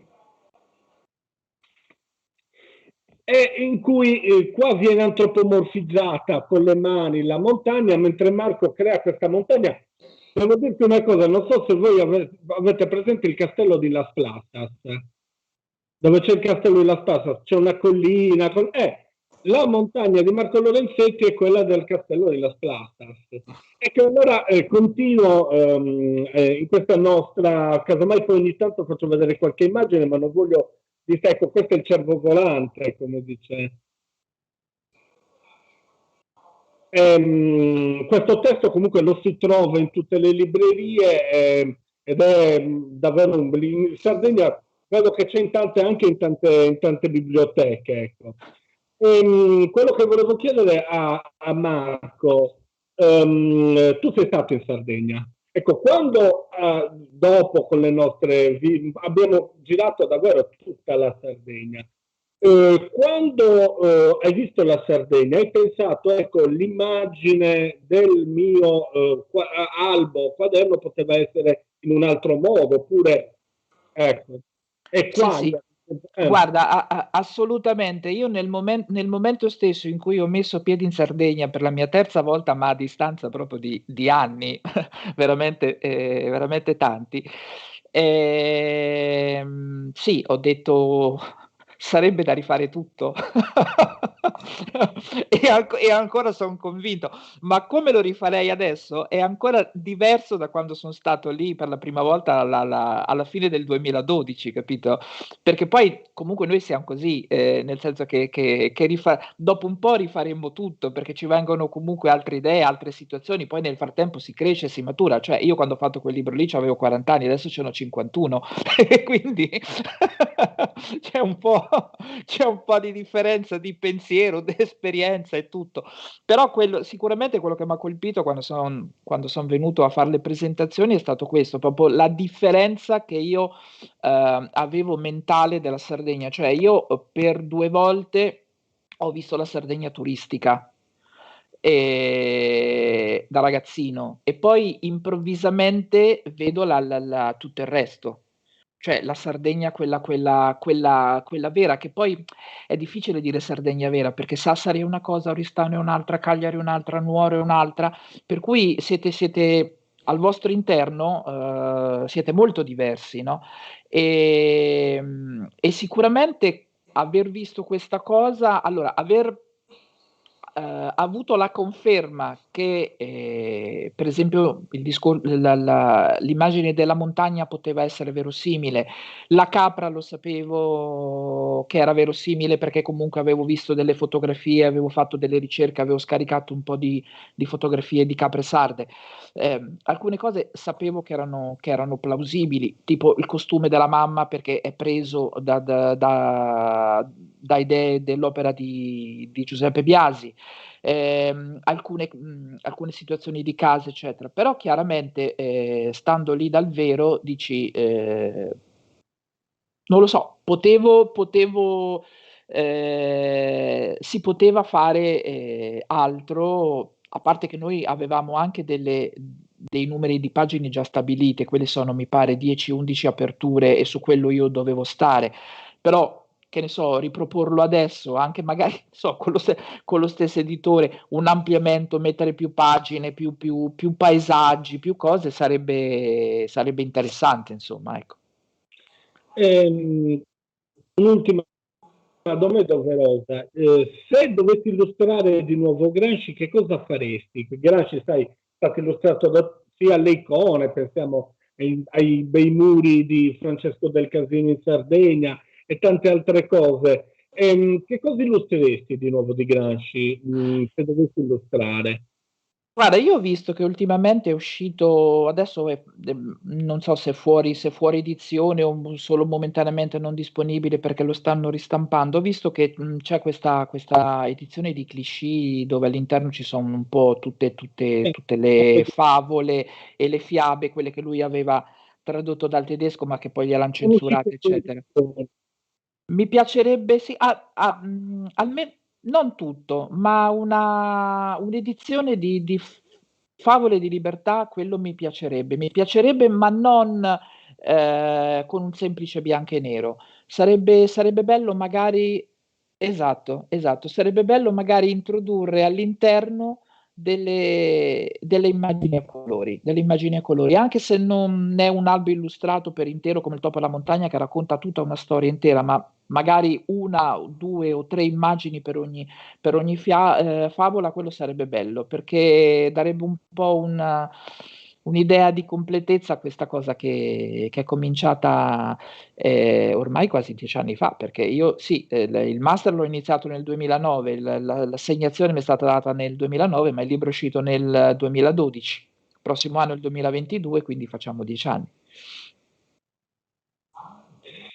Marcello, allora innanzitutto grazie Marco, io spero davvero che quando finirà questa situazione potremo rivederci in Sardegna e riparlare di queste cose e rifare delle cose, casomai anche con qualche laboratorio.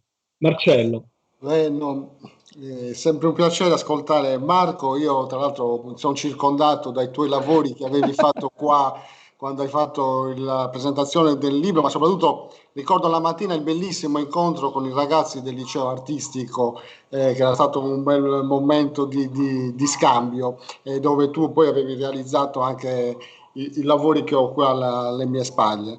Quindi riprendo anche quello che ha detto Giuseppe, speriamo di riaverti qui per riprendere per farti visitare altri paesi sardi, ma soprattutto per riprendere quel bel dialogo che c'era e anche il tuo bel modo di raccontare attraverso il disegno, ma raccontare anche il tuo lavoro.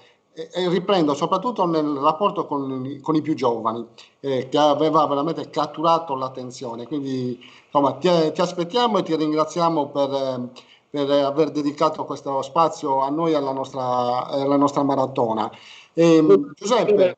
Marcello, aggiungere anche una cosa, che le prime immagini sono tratte dalla sperimentazione sul Topo e la montagna, le altre sono di un'opera che ha fatto Marco a Villanova Truscheddu, che si intitolava Una cella per Gramsci, dove lui dentro questa cella invaso dagli insetti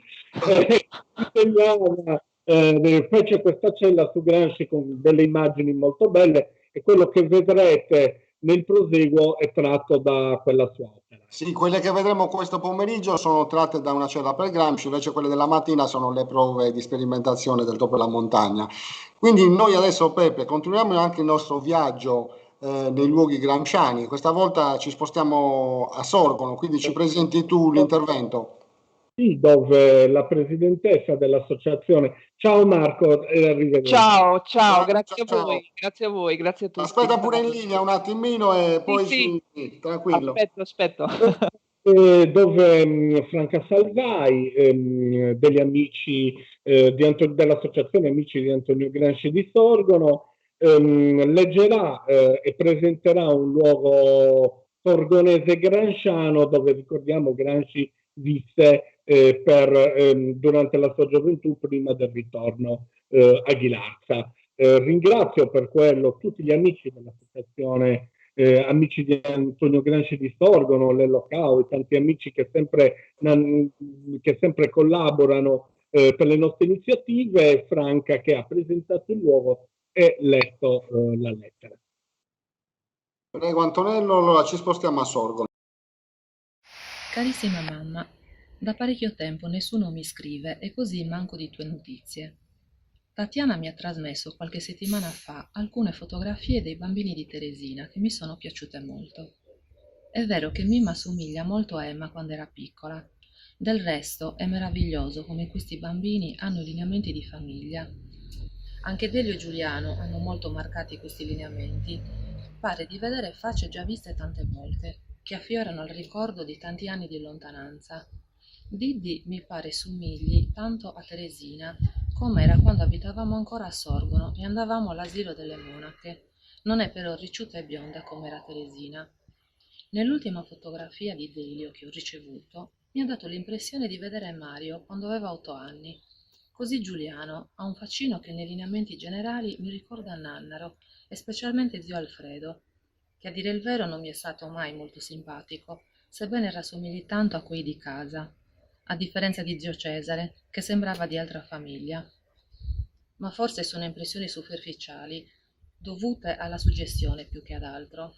Ma perché non avete lasciato nel gruppo dei bambini l'altra figura che era ritratta? Doveva trattarsi di Paolo, credo. Attendo tue notizie. Stimola Teresina e Grazietta a scrivermi. Ti abbraccio affettuosamente, Antonio. Questa che ho appena letto è l'unica fra le lettere scritte da Gramsci durante la sua prigionia, in cui Gramsci ricorda Sorgono in maniera diretta. Altri ricordi riaffiorano in alcune lettere precedenti, quelle che Gramsci scrisse da Torino quando era studente universitario, e con delle lettere anche molto crude sollecitava il padre ad inviargli da Sorgono e dagli altri paesi dove i Gramsci avevano vissuto degli importanti documenti che erano indispensabili ad Antonio per poter accedere alla borsa di studio con la quale si manteneva appunto agli studi presso l'Università di Torino. Questi sono gli unici riferimenti, diciamo, che noi possiamo trovare dalle dirette parole di Gramsci. I Gramsci a Sorgono vissero comunque un lungo periodo. Vi si trasferirono nel 1891 quando Cicillo Gramsci divenne reggente del locale ufficio del registro, e vi si trattennero insomma per alcuni anni, sino circa al 1898, quando, come sappiamo, Cicillo fu accusato di peculato e fu condannato appunto a diversi anni di prigione. La vita dei Gramsci quindi cambiò radicalmente e Peppina e tutti i bambini si dovettero ritrasferire purtroppo a Ghilarza in precarie condizioni economiche. Possiamo però dire, nonostante il triste epilogo della vicenda dei Gramsci a Sorgono, che qui i Gramsci vissero una vita serena, come testimoniato da diverse ricerche anche recenti che sono state fatte su diversi documenti conservati a Sorgono, da cui si può evincere che la famiglia Gramsci si era ben inserita nel tessuto sociale sorgonese. Sorgono era un centro amministrativo molto importante allora, e Francesco Gramsci ricopriva comunque un posto insomma di tutto rispetto.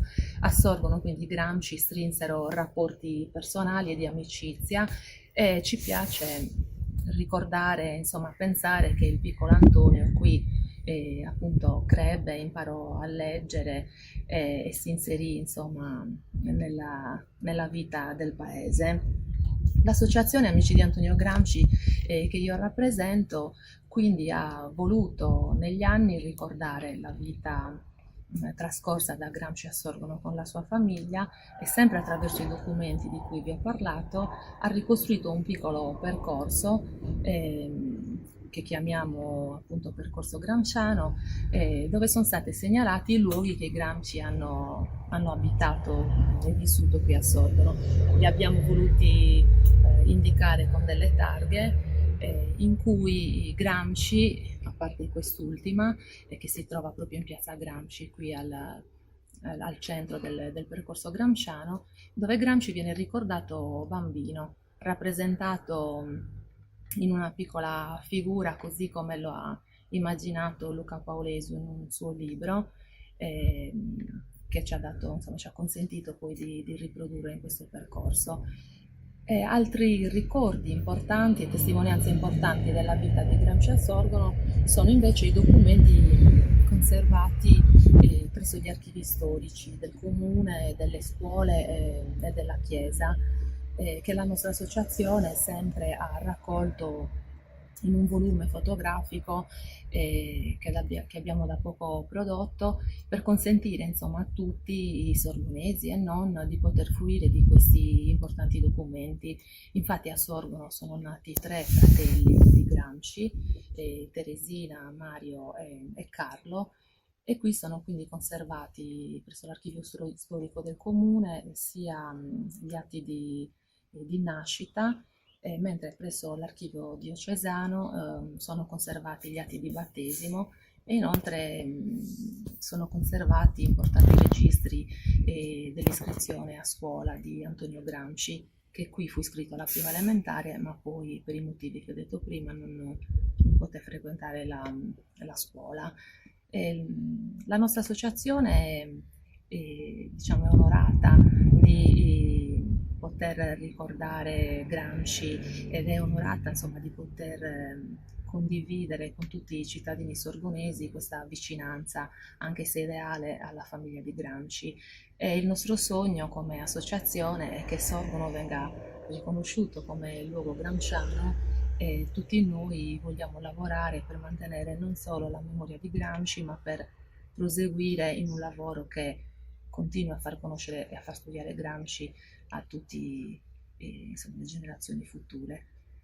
Umilmente ci impegniamo a fare questo, e quindi siamo molto onorati anche di aver partecipato a questa celebrazione dell'84° anniversario della morte di Gramsci da Sorgono.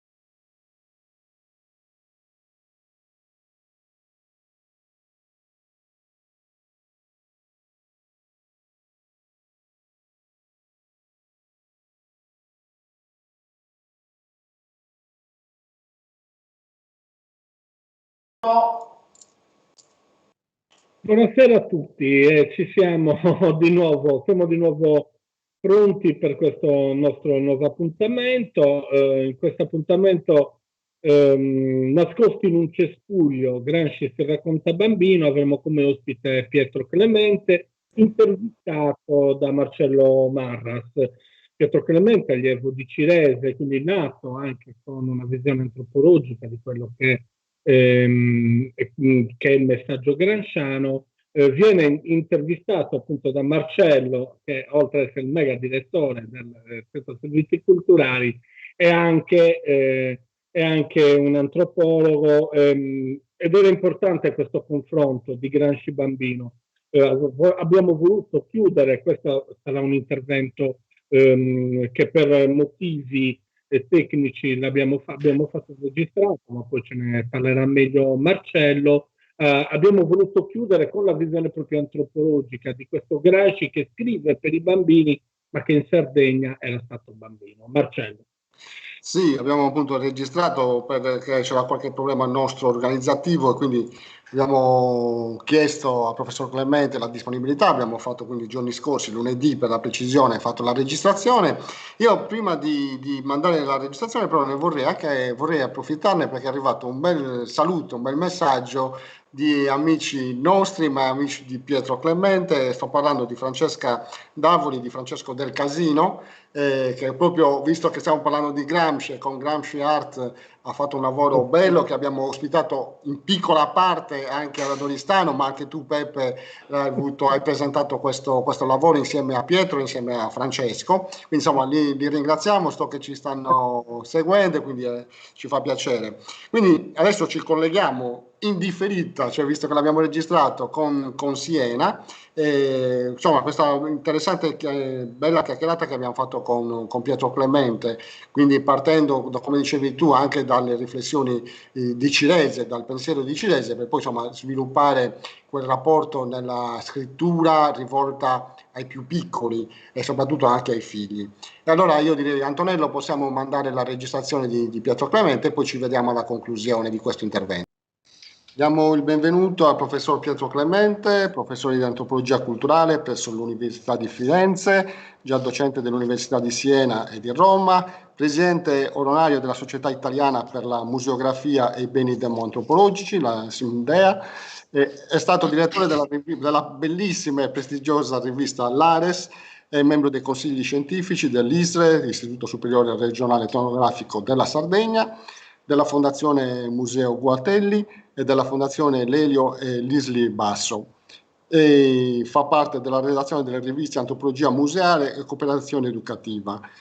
Si occupa di cultura popolare, di storie di vita, di migrazioni, di musei e i suoi studi sono focalizzati prevalentemente, ma non solo, comunque prevalentemente sulla Toscana e sulla Sardegna. Visto che stiamo parlando di Gramsci, io cito anche chi è uno dei suoi maestri nella sua formazione antropologica, che è Alberto Mario Cirese, che indubbiamente con Gramsci e soprattutto gli studi demologici ha un rapporto fondamentale. Tutta la antropologia italiana deve a Cirese una conoscenza, un'introduzione del pensiero gramsciano negli studi, nella disciplina. E a questo proposito, e poi passo la parola al professor Clemente, cito la rivista di Lares del maggio-agosto del 2008, curata da Antonio De Ias, Giovanni Mimmo Boninelli e da Eugenio Testa, che raccoglie dal titolo Gramsci ritrovato e che racchiude i due importanti incontri che si sono tenuti all'ISRE di Nuoro, la tavola rotonda Gramsci ritrovato tra Cultural Studies tenuta nel 2007 a Nuoro e l'altro Gramsci ritrovato tra Cirese e Cultural Studies nel 2008.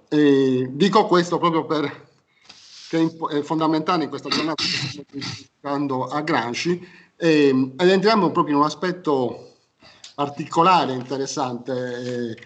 Professor Clemente, il suo intervento, oggi noi stiamo parlando di Gramsci e la favola, ha il titolo Nascosti in un cespuglio, Gramsci si racconta bambino. E quindi torniamo a quella dimensione anche dell'infanzia, anche perché noi poi soprattutto nelle lettere dal carcere, nella sua corrispondenza in particolare con i figli, c'è sempre questa trasmissione delle informazioni, usando anche il racconto, attingendo alla sua esperienza di vita. Ecco, come possiamo inquadrare questo Gramsci che trasmette a distanza nel suo ruolo di padre le informazioni, diciamo, educative di crescita per i propri figli? Sì, direi che rispetto al Gramsci che io ho sempre avuto come un compagno ideale di viaggio, qualche volta ci ho litigato, qualche volta forse l'ho usato dogmaticamente, ma sicuramente Gramsci ha fatto parte della mia vita. Io ero un giovane studente a Cagliari quando ci fu il primo convegno nazionale gramsciano in cui Cirese fece il suo intervento che poi è diventato un paradigma, il libro di Cirese Cultura egemonica e culture subalterne, ispirato già dal titolo a Gramsci. È stato forse il testo più usato nelle università italiane in assoluto, ha avuto 21 edizioni, quindi io ho avuto esperienza diciamo di dialogo con il Gramsci che Cirese usava un po' per fondare gli studi sulla cultura popolare, quindi il Gramsci delle classi subalterne. Ma siccome poi ho fatto una politica piuttosto intensa e attiva fino almeno alla fine degli anni 70, ho anche interloquito con il Gramsci politico, quindi le teorie, come Gramsci veniva riletto da grandi teorici francesi come Althusser, poi gli inglesi e così via. E, diciamo che il Gramsci che si occupa di fiabe o che racconta la sua vita è per me un Gramsci nuovo, è un Gramsci inedito, è un po' un'idea di come Gramsci, come dire, può essere sempre riusato in modi diversi ed è sempre un grande patrimonio. Ecco, diciamo che io mi ero anche un po' stufato di Gramsci negli anni '80 perché era, come dire, tutti straparlavano di Gramsci e alla fine sembrava che Gramsci fosse disponibile a essere usato a destra, a sinistra, in alto, insomma era diventato quasi un oggetto di saccheggio, no? E quindi Gramsci ha avuto un periodo di silenzio negli studi filosofici, anche antropologici italiani, e poi proprio più o meno nelle date che stanno tra il 1997, quindi praticamente i 50 anni della morte, e poi nel 2007 c'è stato questo che io ho chiamato Gramsci ritrovato, un ritorno di Gramsci,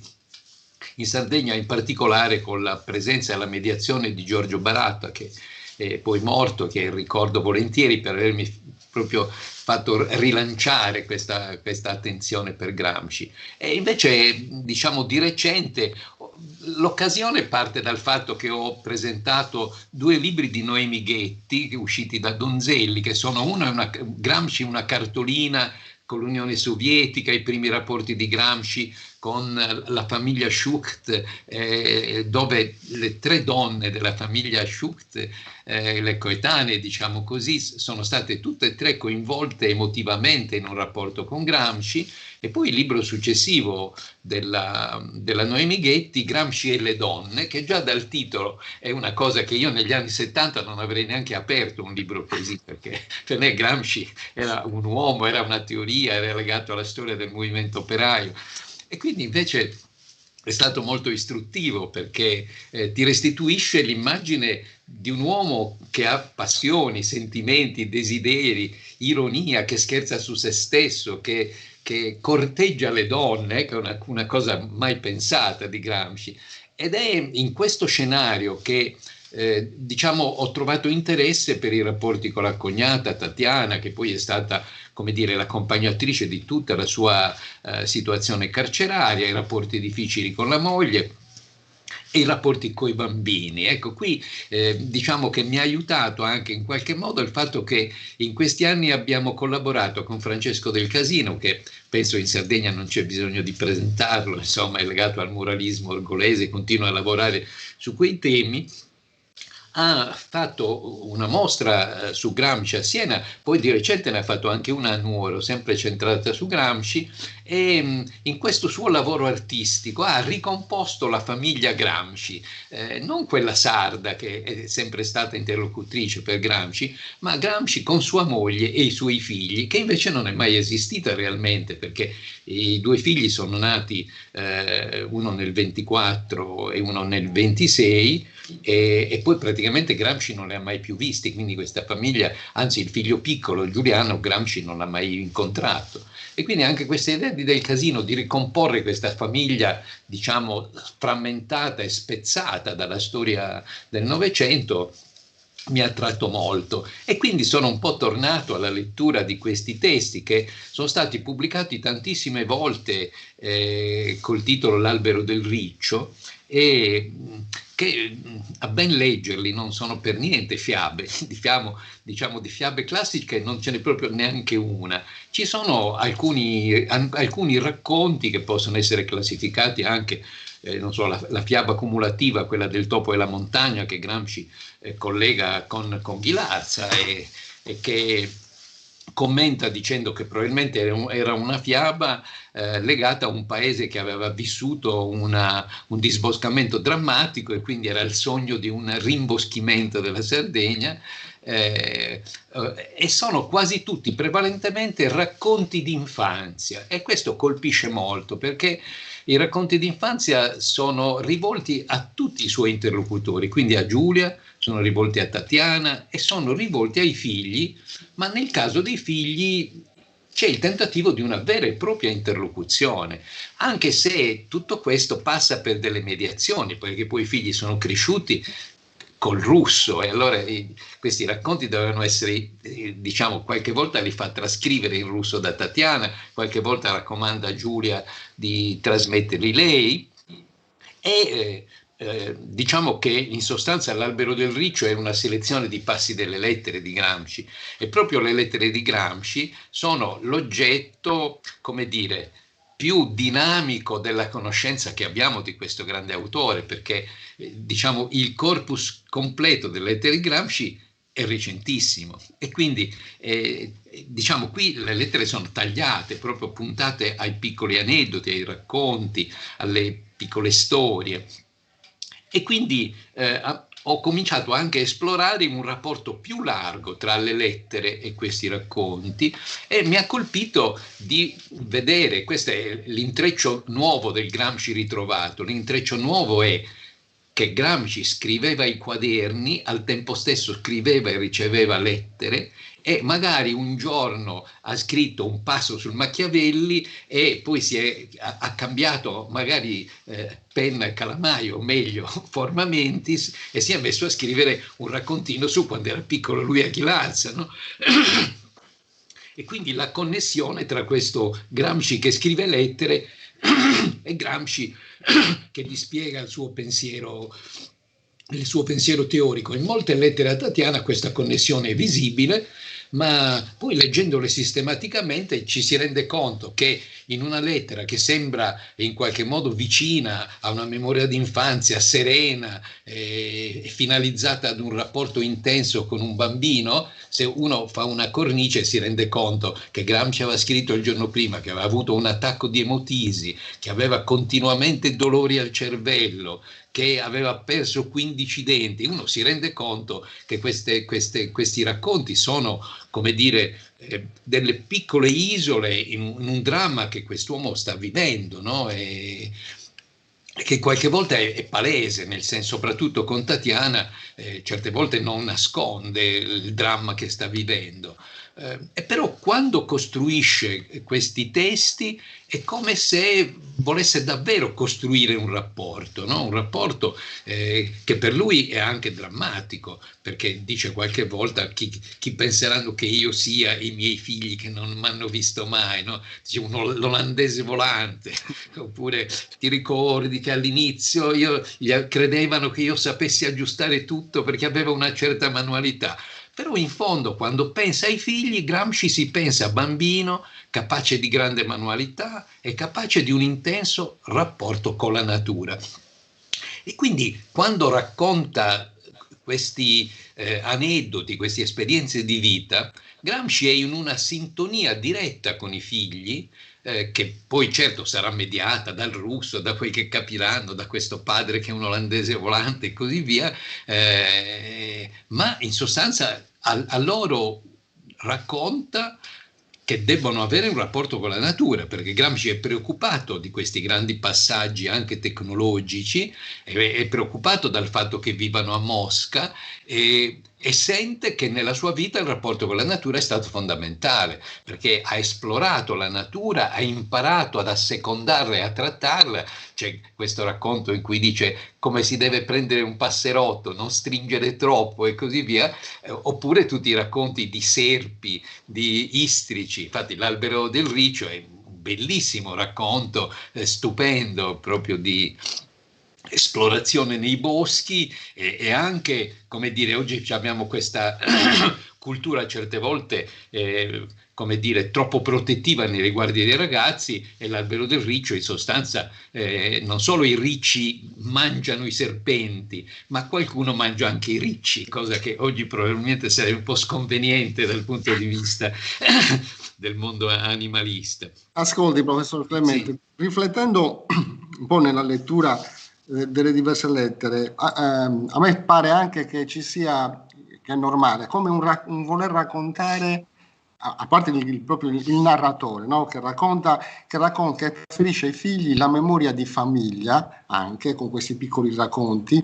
e appunto è quella memoria anche di famiglia ma educativa, cioè raccontare degli episodi di vita, dell'esperienza personale, e quindi di un padre purtroppo a distanza, ma diciamo proprio quello che un po' tutti noi facciamo nel raccontare la storia di famiglia e la storia della comunità dove si è cresciuti, per trasmettere anche appunto conoscenze dell'ambiente, delle regole, dei personaggi. Non so se sì. Diciamo, leggendo le lettere c'è questo intreccio che avviene nella sua mente, che da un lato dice ai nipoti sardi di parlare il sardo, no? E di, come dire, essere legati a quell'ambiente, alla cultura, e dall'altro dice ai figli russi di come ci si comporta nel rapporto con la natura, in sostanza conoscerne le leggi, rispettarle e in qualche modo saperla gestire. E questa connessione è molto forte, diciamo, dentro di lui, perché in molte di queste lettere lui sta parlando con Teresina, sta pensando alla mamma, e in qualche modo forse riesce a trasmettere di più ai nipoti sardi questa idea di un'eredità, mentre i figli russi sono molto lontani e questo passaggio attraverso la Sardegna non è mai visibile, è più visibile quello attraverso la sua infanzia. Quindi c'è questa figura commovente di quest'uomo che ha tra i 40 e i 45 anni quando scrive queste lettere, ma che è distrutto e che ormai è un vecchio, che dice che non si è guardato allo specchio per non so quanto tempo, e quando si vede allo specchio quasi si spaventa di se stesso, che però entra nella parte del padre che si racconta bambino, ed è una figura straordinaria, questa è assolutamente commovente, e a me pare interessante leggerla in una chiave che non è fiabistica, no? Ma è proprio di narrazione familiare, e in cui la fiaba o il piccolo racconto di sé ha quella sorta di funzione di metafora educativa che consente di dire non ai figli guarda che devi andare nei prati e scoprire la natura.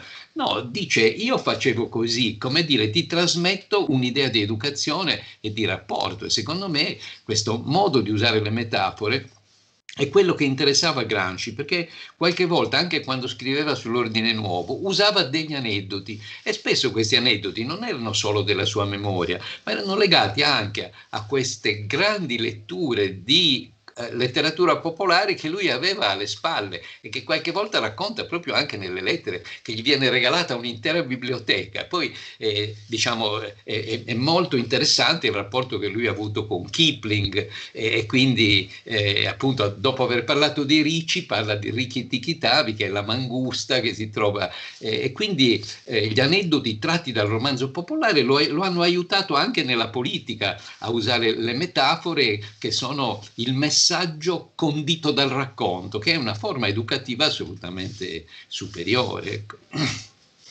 Insomma, è un lavoro molto, molto interessante questa lettura.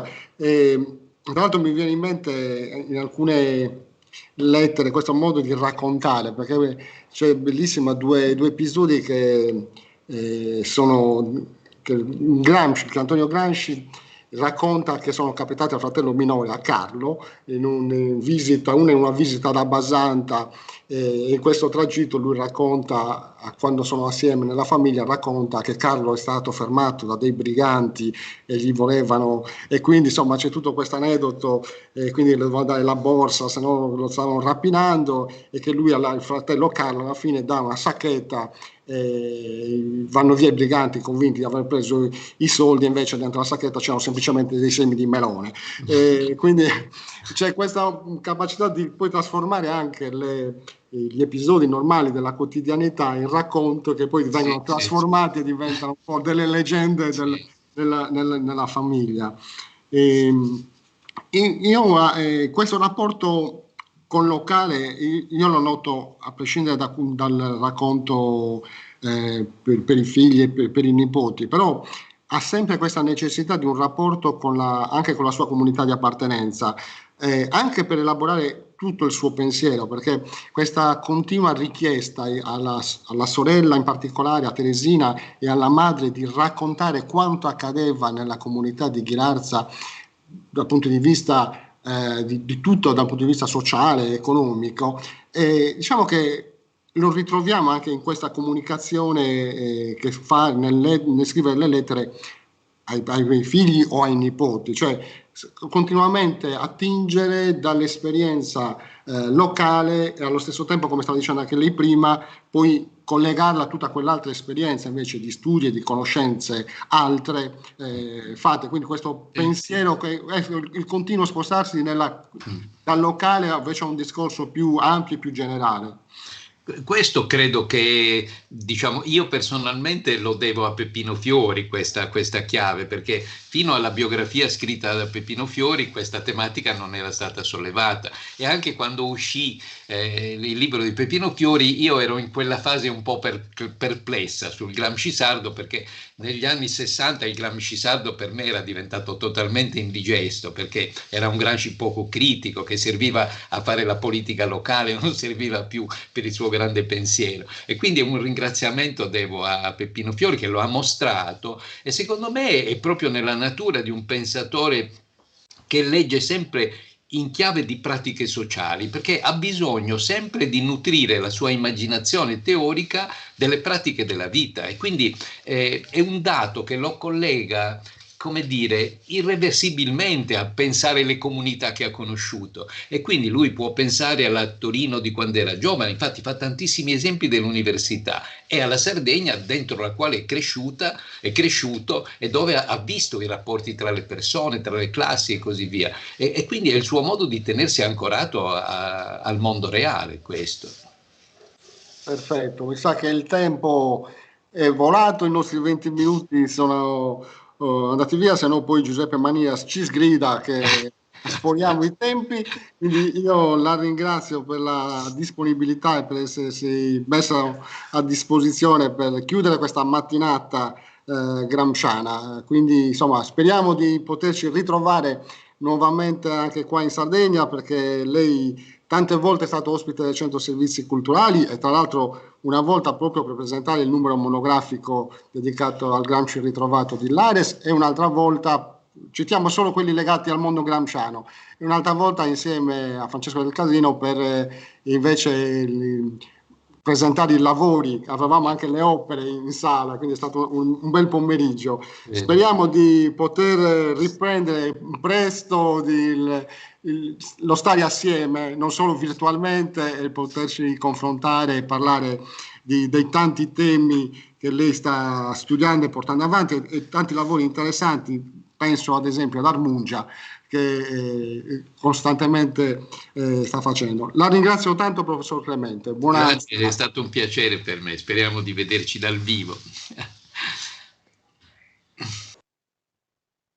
Ringraziamo ancora una volta il professor Pietro Clemente per aver dedicato il tempo alla nostra maratona, insomma, per questa bella chiacchierata, come abbiamo detto anche insieme. Speriamo di poterlo riavere qui presto per insomma discutere e chiacchierare insieme. E quindi Giuseppe, siamo addirittura di arrivo di questa prima parte, che è stata Abbiamo scollinato adesso, come facevano i vecchi ciclisti, ci mettiamo i fogli del giornale per discendere verso la seconda sessione, che avrà come titolo Tra vecchie e nuove letture, il processo, le lettere e la figura di Sraffa.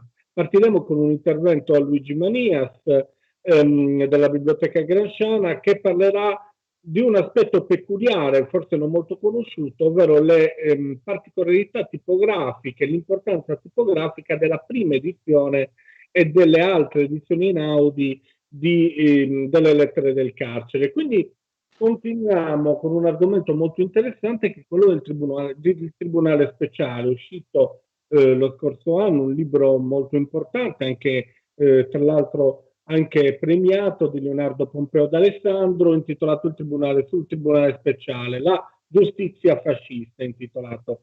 E Leonardo ci parlerà sì del Tribunale Speciale, ma con le correlazioni delle lettere.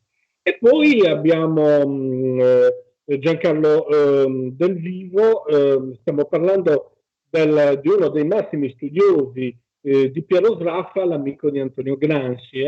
Nelle lettere lo vediamo più volte citato, Piero Sraffa, con un atteggiamento differente degli altri amici. Cioè, in Gramsci, in Piero Sraffa, un suo pari, non c'è mai, c'è quasi una riverenza, e quindi Giancarlo Del Vivo dell'Università di Napoli Federico II ci parlerà del rapporto tra Sraffa e Gramsci nelle lettere del carcere.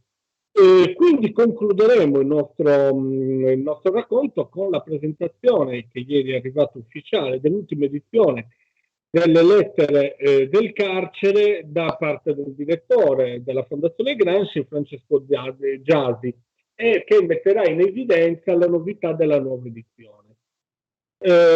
Quindi quindi ci saranno comunque, come di mattina, le letture dai luoghi gramsciani. La prima sarà da Piazzetta Dettori di Cagliari con Stefano Giacone, che ci ha aiutato anche in molte nostre attività, curando il successivo video, quello da Torino di Lalli, cantautrice. Quindi ci sarà un intervento, una lettura molto importante, quella di Dario Massimi, che è il responsabile della biblioteca della Fondazione Gramsci, che farà l'intervento dal fondo dei libri del carcere, che sono custoditi presso la Fondazione Gramsci. Quindi i libri su cui Gramsci ha studiato saranno il luogo gramsciano da Roma.